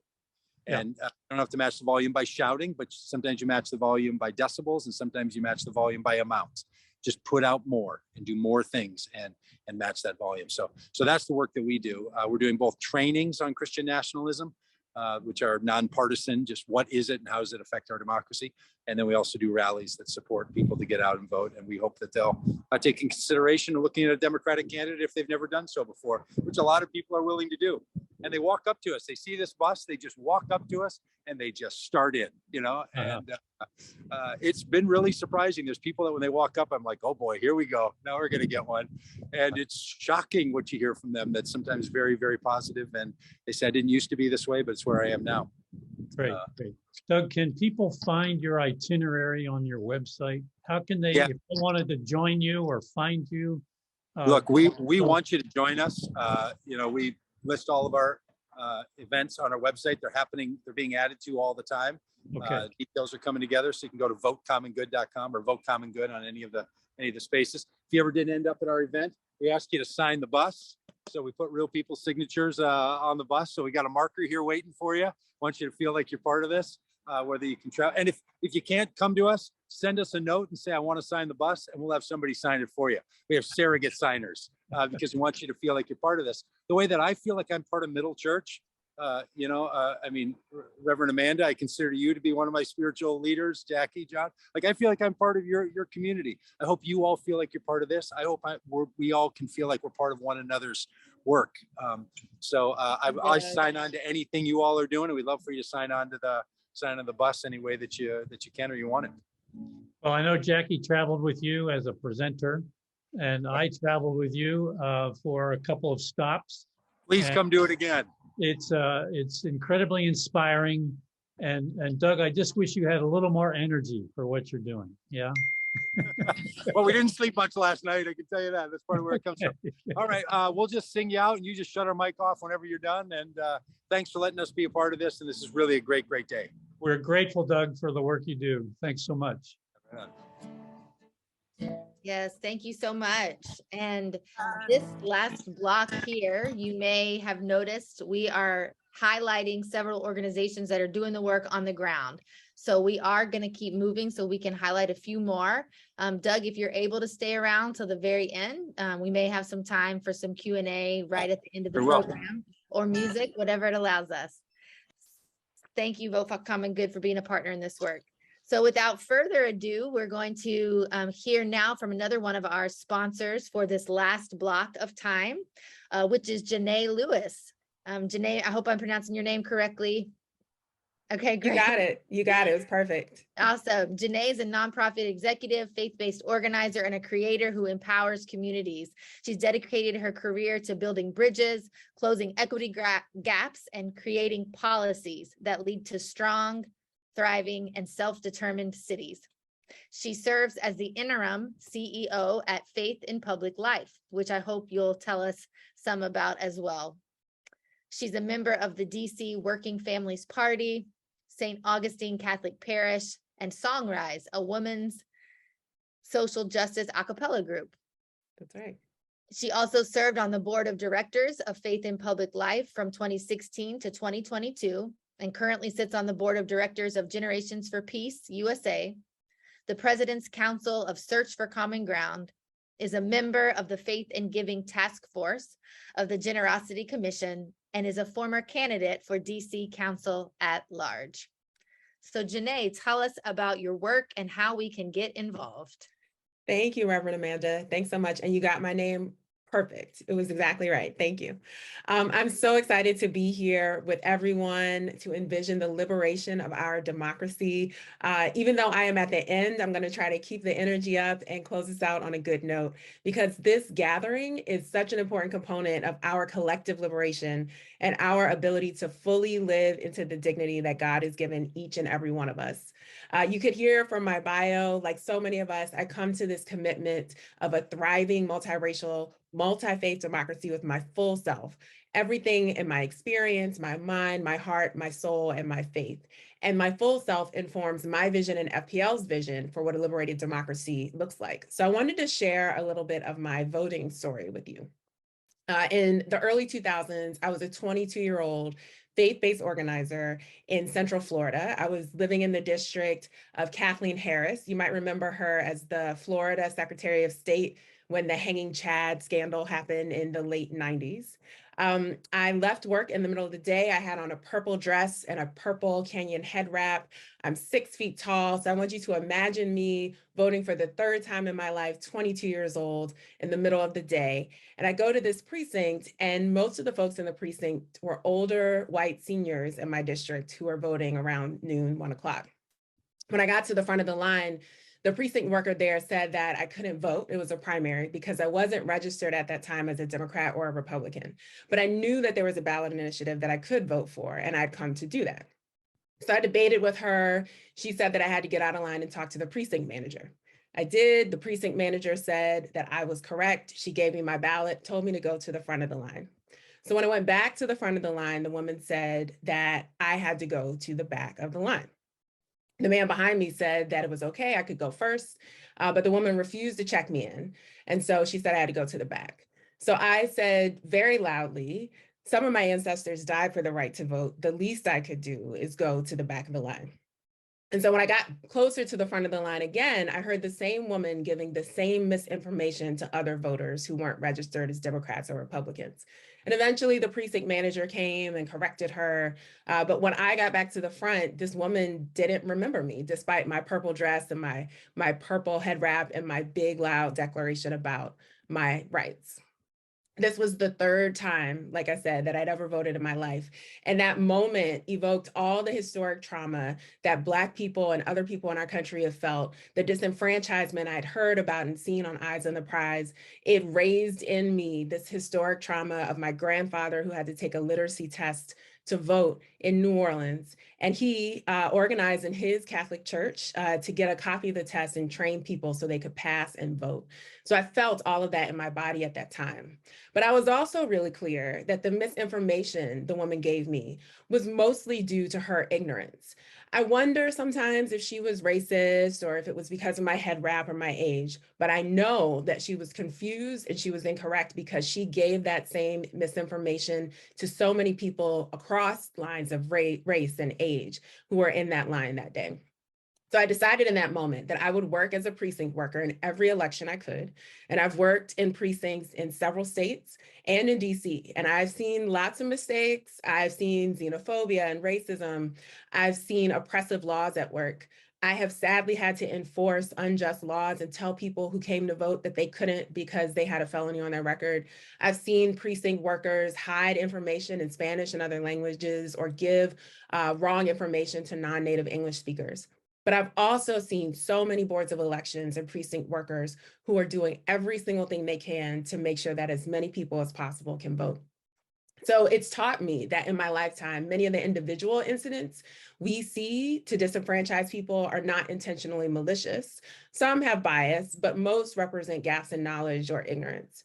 That's been in my lifetime. Sadly, now what we see is that there's a rise in intentionally racist and violent and malicious acts by individuals across our democracy, from elected officials to individuals at the polls who are seeking to threaten and intimidate.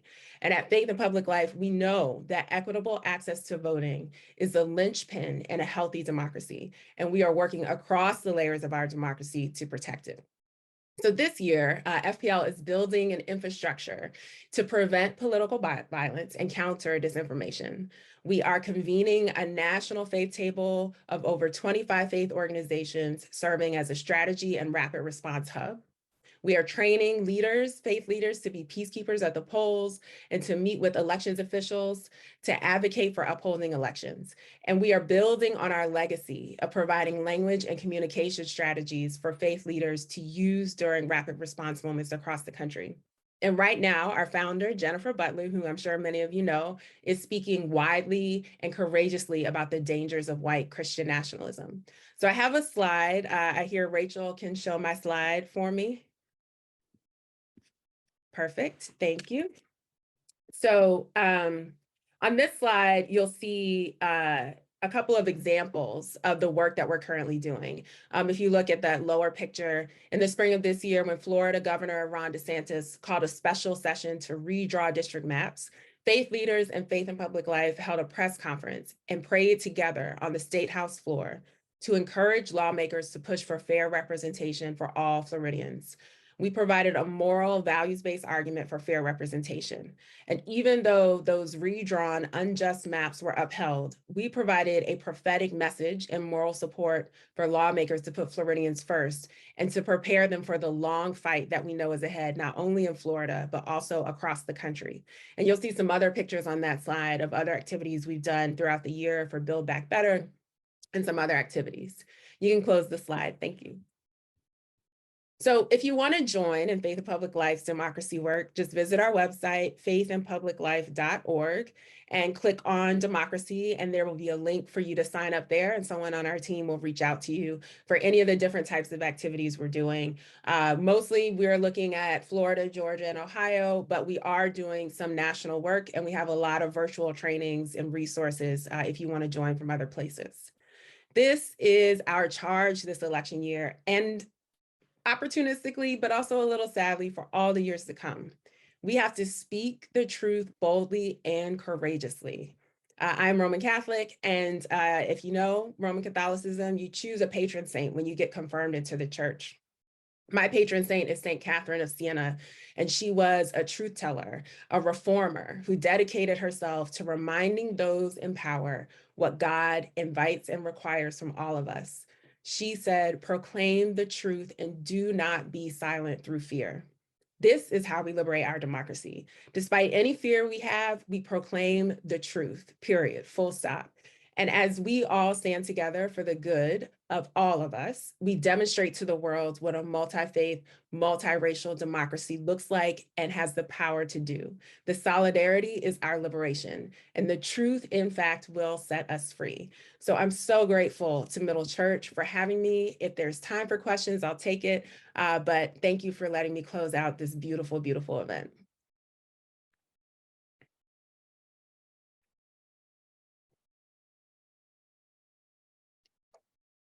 Let's see. I don't think, oh, there's one question. Nope, there's no questions for me. Anybody have questions? Yeah, we have about 3 minutes right now that we could take questions. Oh, I do see one here from Allie Palmer.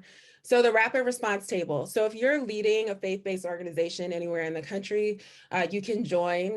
You can reach out to one of our staff who can invite you to join this table. The table meets monthly, and we provide some communications tools, some resources for rapid response, but we also facilitate conversations about what folks are seeing on the ground and what we anticipate might come up so you can be better prepared. So again, if you go to our website, faithinpubliclife.org, and click on democracy, there's a sign up form there, and you can put a little note in the comment that you're interested in the rapid response table. Great question.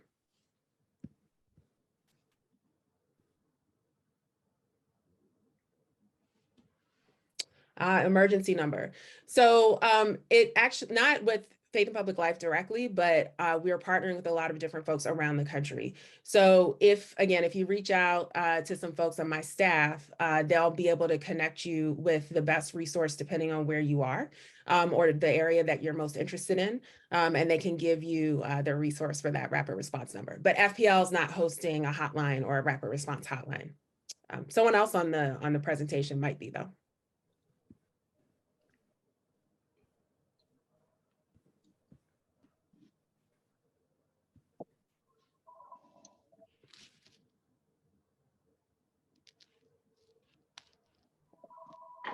Awesome. I don't think there are any more questions for me. Okay, Janae, thank you so much. We're grateful that you're out there. We've been friends of Faith in Public Life for a long time, and we're delighted that you're now steering the ship. So thanks so much for being with us.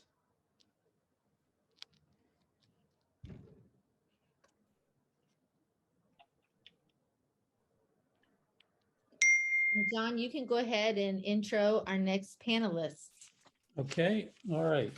Do we have one or two panelists in dialogue together? We have two. All right, wonderful. So I'll introduce both of you at one time. We have with us now Sunny Moon, who is a physician specializing in end-of-life care, and Jacqueline El-Akian. Can I pronounce your name correctly? El-Kayam. El-Kayam, thank you very much. Jacqueline El-Kayam, and Jacqueline holds a master's in theological studies from Harvard. And together, these two individuals co-lead the Moms Demand Action for Gun Sense in America, an organization that is active in advocating for legislation that protects both communities and individuals in terms of gun violence. And we're delighted to have both of you with us and hope that you'll share a bit about your work, about the work of the organization that you represent, and help us be able to make contact with you as we think about the future and activities that you're doing. So thank you both for being here.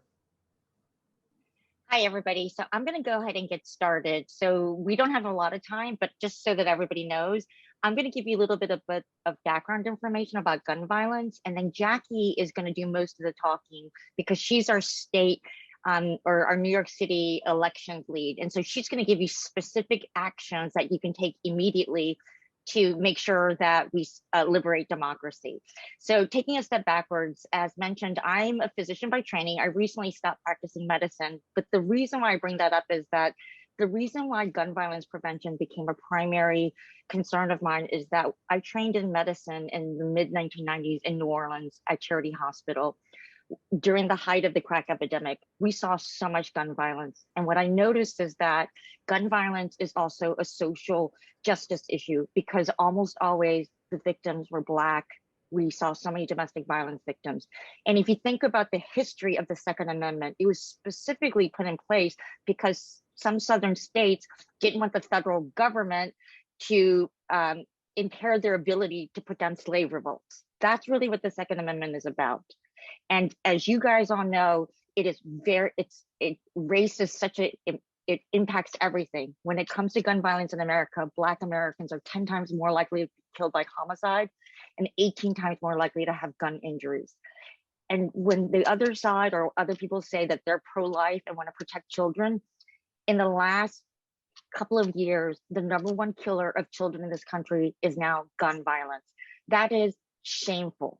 And that if more guns made us more safe, then we should be the safest country in the world. But instead, our children and every group that is vulnerable, including women, Black people, and especially trans Americans, are at particular risk.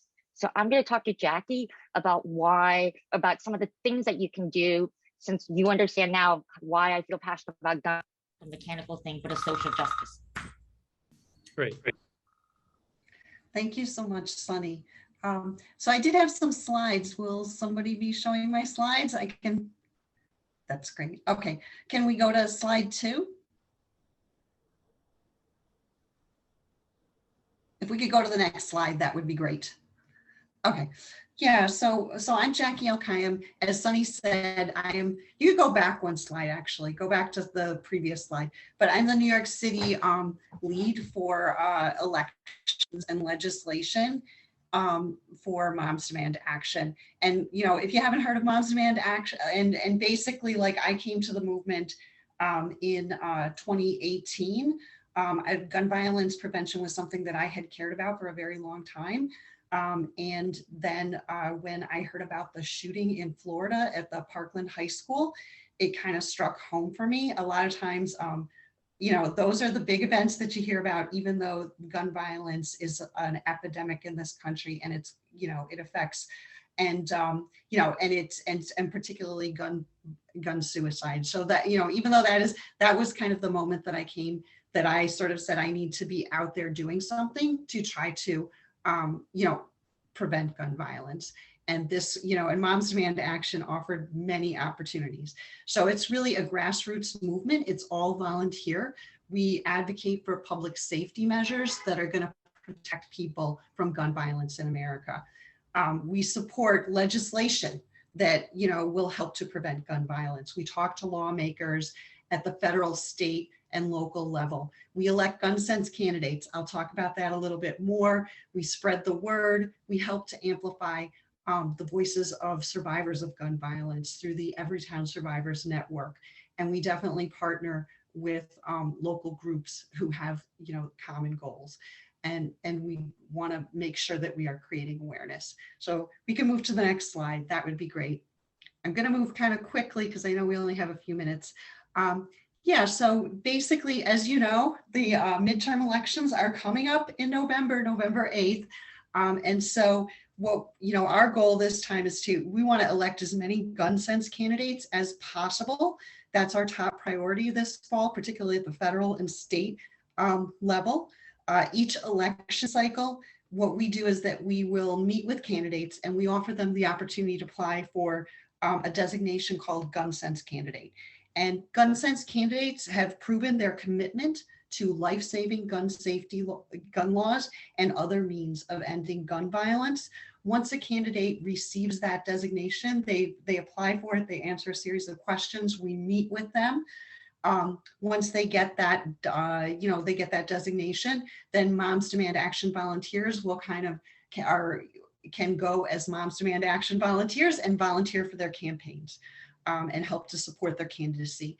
And then what we also do is that we will then meet with those folks once they are elected to office and make sure that we hold them to account and we say, that they are passing some of the measures that we had talked about when we met with them earlier. So we want to diversity, equity, and inclusion are explicit goals of ours and shape how we prioritize the candidates and recruit volunteers. This particular election cycle, our goals are to grow the gun sense majority in the United States Senate, to protect our gun sense majority in the US House, to re-elect gun sense candidates in New York, like Governor Hochul and Lieutenant Governor Anthony Delgado, and to retain our gun sense majority in the New York State Legislature. We're a nonpartisan organization.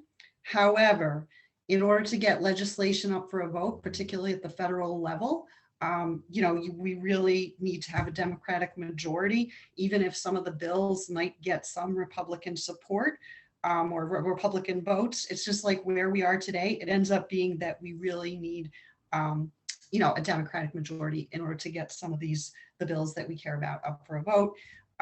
In New York, we are fortunate in that we have a forward-looking legislature. So really our focus this election cycle is on the federal races.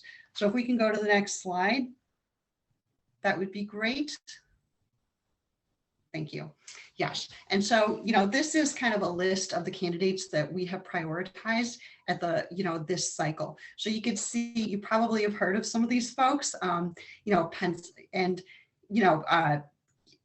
basically what we're trying to do is that we're prioritizing flippable or vulnerable seats. So you see we have John Fetterman in Pennsylvania, Mandela Barnes in Wisconsin. So those two seats are currently held by Republicans who are not supporting gun violence prevention policies. And those are races that we believe we can win.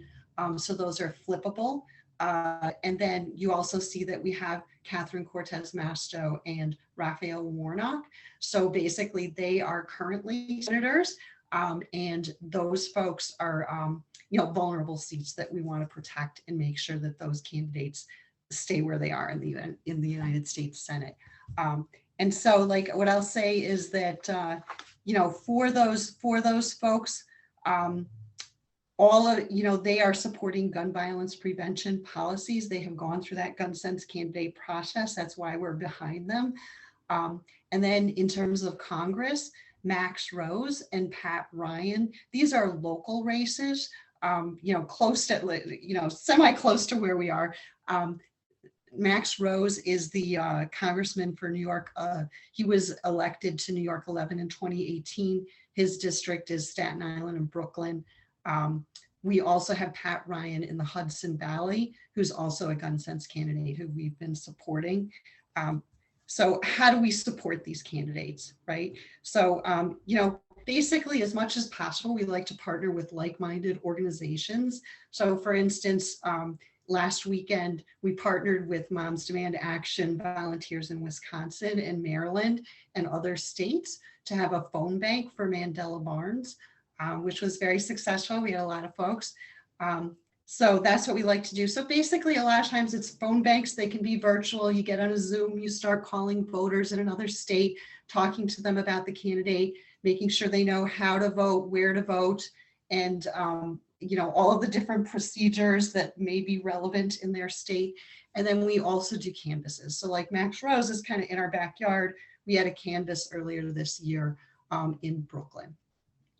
So, so if we could go to the next slide. Okay, and so I'm sure on this call, you're wondering, how can I stay engaged? How can I help to support some of these candidates? So for the sense candidates, if you would like to know if a candidate is supporting gun violence prevention policies, you can go to our website, gunsensevoter.org/candidates, and you can then go look up for your state or if you have a particular candidate in another state you're interested in, you can kind of see if they are a gun sense candidate. And once you have a list of candidates that you like, that you're interested in, you want to support, if you go to mobilize.us, you can put in the name of that candidate and look for events where you can volunteer for that candidate's campaign. And, you know, if it's an out-of-state person, like you want to volunteer for Raphael Warnock in Georgia, right, or Stacey Abrams, right? Those are both gun sense candidates that we've had events for. If you want to go look them up, you can also check off and Mobilize that you're interested in virtual events if you don't happen to be down in Georgia to volunteer in person. So that's really a good resource. And then you can also download the On the Demand Action app, either in the App Store, Google Play, or, you know, or the Apple Store, or you could text events, EVENTS, to 64433 on your phone, and it'll give you a link to download the Demand Action app if you want to kind of volunteer and find out about more opportunities through Moms Demand Action. And then, you know, I'll just let you know, you can kind of not see it here, but we have a couple of events coming up in the next couple of weeks. This week, we have a phone bank for Fetterman. October 18th has actually probably moved to October 20th. We have to confirm that today, but there will be another phone bank for Mandela Barnes. Later this month, we have a phone bank for Max Rose. So those are some opportunities that are kind of through Moms Demand Action, but of course you can always go to Mobilize too. And then I would just say that if you would like more information about Moms Demand Action, or you have any questions, you could just email us at New York City NYC, not New York City spelled out, NYC Moms Demand Action at gmail.com. That's our email address. It's at the bottom of that slide there. Okay, and thank you so much. Thank you so much, Jacqueline and Sunny. We appreciate you being with us. You packed a lot in a short time. So thank you for all the resources and information. We're grateful. Amanda, we're back to you. Thank you, John. Yes, thank you, Jackie and Sunny. It's so wonderful to see you. Thank you for the good work that you all do. You've both been to Middle Church before, I believe. And we yeah, love... I was just gonna say very quickly, the reason why we are connected is because Middle Church reached out to us through Paul Devlin and Matthew Harrison, and you guys did a fundraiser for us. And not only was it fiscally successful, but the survivors felt so honored that you did that. And I can't believe I didn't mention that before. Thank you so much. That was such a beautiful event. We love you. Wonderful. It was beautiful.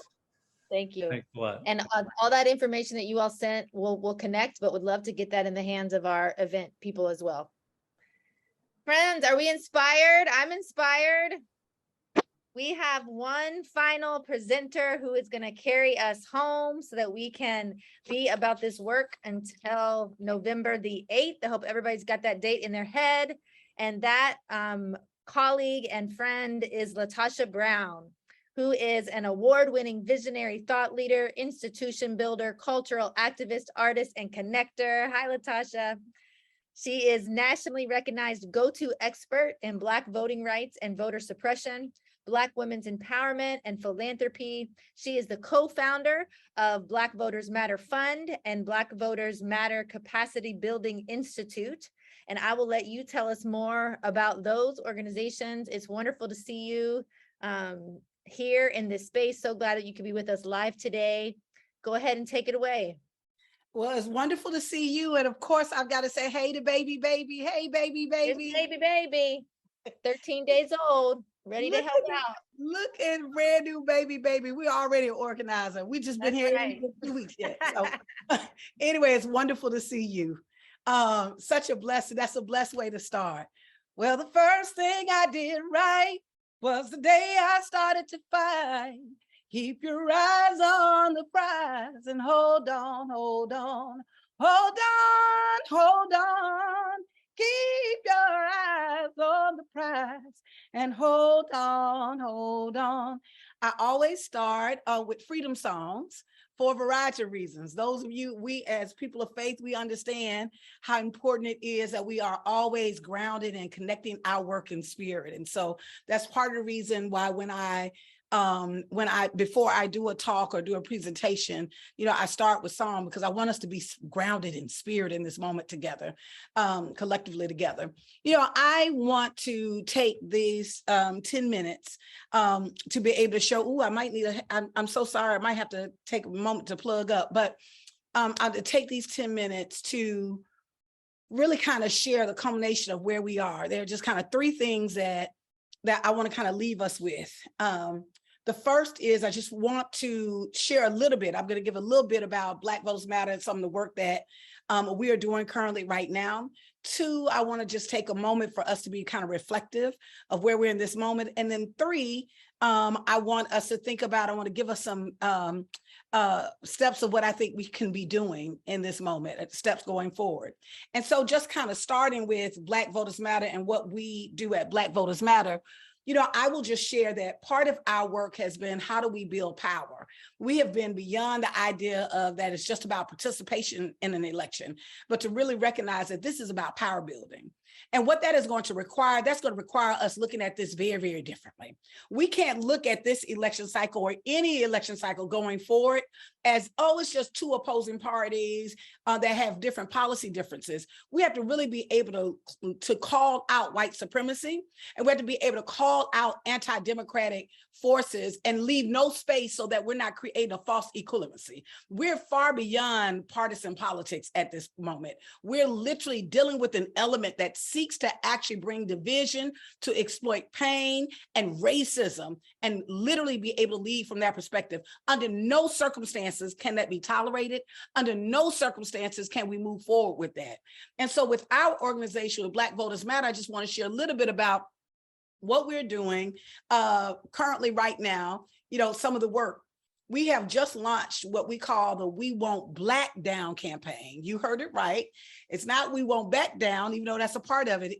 It is We Won't Black Down campaign. And part of the reason, why we created this particular campaign, we wanted to send a strong message that we are literally in this moment. We're not only not going to back down, but we're going to lean into the way that God has made us, that we're going to lean into our Blackness as a blessing, as a gifting, not just a gifting for our community, but a gifting for the world, that we come out of a strong and a long history of Black resistance, Black resilience. And every time that we have moved the ball forward to advance democracy for our communities, all communities have shared in the benefit of it because we have gotten there together. We've always worked collectively in a way that we can actually advance humanity. And we believe that that's still our calling. And so with our We Won't Black Down campaign, we just kicked off a tour 2 weeks ago in Texas. And so in Texas, we're moving from Texas all through 13 states up to Election Day with this message that in the rise of white supremacy, in the rise of what we're seeing, this deep polarization, in this rise of those that try to weaponize the administrative process to prevent people from voting, we're saying we're going to stand in our agency. We're going to stand with the gifts that God gave us. And that is the gift to stand on truth. That is the gift to literally be able to use what I call the 4 V's, to use our vision, to use our voice, to create a victory that is for all of us, and literally use our voting power. That ultimately, as we move forward, that's what we're going to do. We're anchoring it. We're anchoring it with our vision, our voice, our shift in our paradigm of what victory looks like, that we can have a victory, that actually all of us, no matter where we are on the spectrum, whether you are, whether you consider yourself a conservative or consider yourself a liberal or progressive, anything in between, that ultimately all of us have the right, should have an unencumbered right to have free and fair access to the ballot. And so that is a part of our work. And we do in a number of ways. I just say kind of 3 big buckets of how our work looks. One is the 3 M's. So it's like the M&Ms, the M&Ms. We move money to organizations. In the last 5 years, we've actually distributed and re-granted more than $27 million to Black grassroots groups throughout the country. In addition to that, we're movement building. We recognize that this isn't about electoral politics. This isn't about us participating in an election. This is about how we build power, sustained power in such a way that we can create the kind of nation that we both desire and that we deserve. And then the third part of that is, how do we shift a message? We have to have a message that's not just based on a fear mongering, that we're going to move people based based out of fear. The big boogeyman is going to come and get you. Yes, those folks are taking your rights away. Those people are doing that. Yes, while all that is true, what we believe that is going to move us is when we have a vision that elevates, that is literally, I always think about chickens, the difference between a chicken and an eagle is that chickens on the ground, they look for their feed on the ground. An eagle looks up. And so for us, we want our people to fly like eagles. That means we have to have our people to look up. And to have our people to look up, it is going to require us giving them a vision so that they can look up, not just responding to what is happening to us in the moment. Yes, we have to speak truth to power and talk about the voter suppression and talk about the other things that are happening in our community. But we also have to actually lift up this beacon of light of hope that ultimately we have power. That is more of us than those that seek to actually divide us, and that fundamentally we can actually create the kind of nation that we want and we desire, that every single system in this country can be changed, reformed, abolished, replaced, whatever we need to do to make sure that God's children, all of God's children, are taken care of. And so in that space, I think it's really important for us to really recognize that in this moment, taking me to my second point, those are the things that we do at Black Voters Matter, but I want to close out with this, my last point. I'll say my final point because I know we don't have that much time. My final point is, my question for you is, in the midst of great opposition, what is the opportunity? Is there an opportunity? Sometimes we think, well, there's voter suppression and all is going on and things are so bad and it's terrible. And while all that is true, what I can tell you is those of us are people of faith, right? And those of us who literally have faith in humanity, we have to really recognize that we are responsible for spreading the good news. And the good news is we can change and create the kind of reality that we want. That in the midst of opposition, let me tell you what opposition gifts us with. Whenever there's opposition, you know what it forces us to do? There's several things. One, it forces us to get clear. We have to grant clarity around what is our mission. What are we fighting for? Are we just fighting for the America of the good old days of whenever those were? What was it in the 1920s? Was it in the 1980s? Was it now? When we have millions of people that are living in poverty, when we have millions of working class folks who can't even pay their bills? No, we have not gotten where we want to go yet. And so what we have to really recognize in this moment that the opposition gives us a unique opportunity to literally be able to get clarity on our vision of what is the kind of democracy we want to have take forward. Secondly, what does opposition gift us with? The opportunity that opposition gives us with is the opportunity to grant grace and give space to one another. That in this moment, we've got to have some grace. Instead of us literally saying, yes, no, we've got to block out, we have to block out any effort that seeks to undermine humanity. But ultimately, we can create an opportunity for us to have grace and space with each other and with one another so that as we're moving forward in grace and space. And then the third and the final thing, that the gifting of the opportunity in this moment, it allows us the opportunity to recommit and refocus, right, on what it is that we really truly desire. And so my question to you, as I get ready to close, and I do this everywhere I go, my question to you is, what would America look like without racism?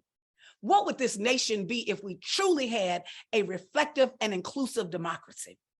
That is the question I think that is going to move us forward. And that's the question that we should be pondering on. We can't keep looking out there when literally our guiding light is something greater. It is greater than those that seek to destroy what is in its place right now. It is greater that what they don't recognize is in their opposition, they have created an opportunity for us to dream bigger, for us to strengthen and create the kind of democracy that is stronger, that is more reflective, that's more resilient, that is more representative. What they in their opposition, they've missed the point that they've created the opportunity for us to engage people who should be engaged in this day to day, whether people are fighting us or not, that we should be engaged day to day into the policy making that's going to impact our lives. What the opposition fails to realize that opportunity in the opposition is building a broad-based, multiracial, multi-generational coalition of people who literally have a vision of a new America, America that is going to be inclusive, America that is going to be just, America that is going to be equitable. So as I close, I'll just say, brothers and sisters, while yes, this is a moment, this is a tough moment of opposition, that this opposition has created a space of opportunity. And will we meet the call? Will we rise to the occasion? Will we create that America that is free of racism and sexism and homophobia and all those forms of oppression? Do we believe that's possible? And we believe that's possible. That means that not only that we have to, as the scriptures would say, you got to pray, but in African proverbs, it says not only pray, but you have to, it says prayer without works is dead. But African proverbs say you got to pray and move your feet. And so I just suggest, as I close, I suggest that you get involved. You can join us on our tour. Go to our website, blackvotersmatterfund.org. You can contribute to our campaign. You can share you can follow us on our social media platforms to see where we're going. And you can come and join the Blackest Bus in America as we go around this nation, building power and spreading love. Thank you. God bless. Latasha, thank you so much, Latasha. Yes, thank you so much. Anybody who's still live that was part of today, go ahead and turn on your camera so we can wave to you. And thank you, our interpreters. We are so grateful. Paul, Janae, John, Latasha, Sunny. I know Rachel and Elise are still there. Jackie, Molly. Thank you all so much. It's been a wonderful day. So much information. We hope that you are fired up and ready to go. Raquel may still be there as well. And we will follow up with all these rich resources in email. Latasha, you want to sing a phrase out? This little light of mine, I'm gonna let it shine. Let it shine, let it shine, let it shine. Let's go into the world and be a light among the world. Thank you all so much. Amen. Let the light shine. Amen. Blessings. Thank you all. Thanks, Amanda. Thank you, John.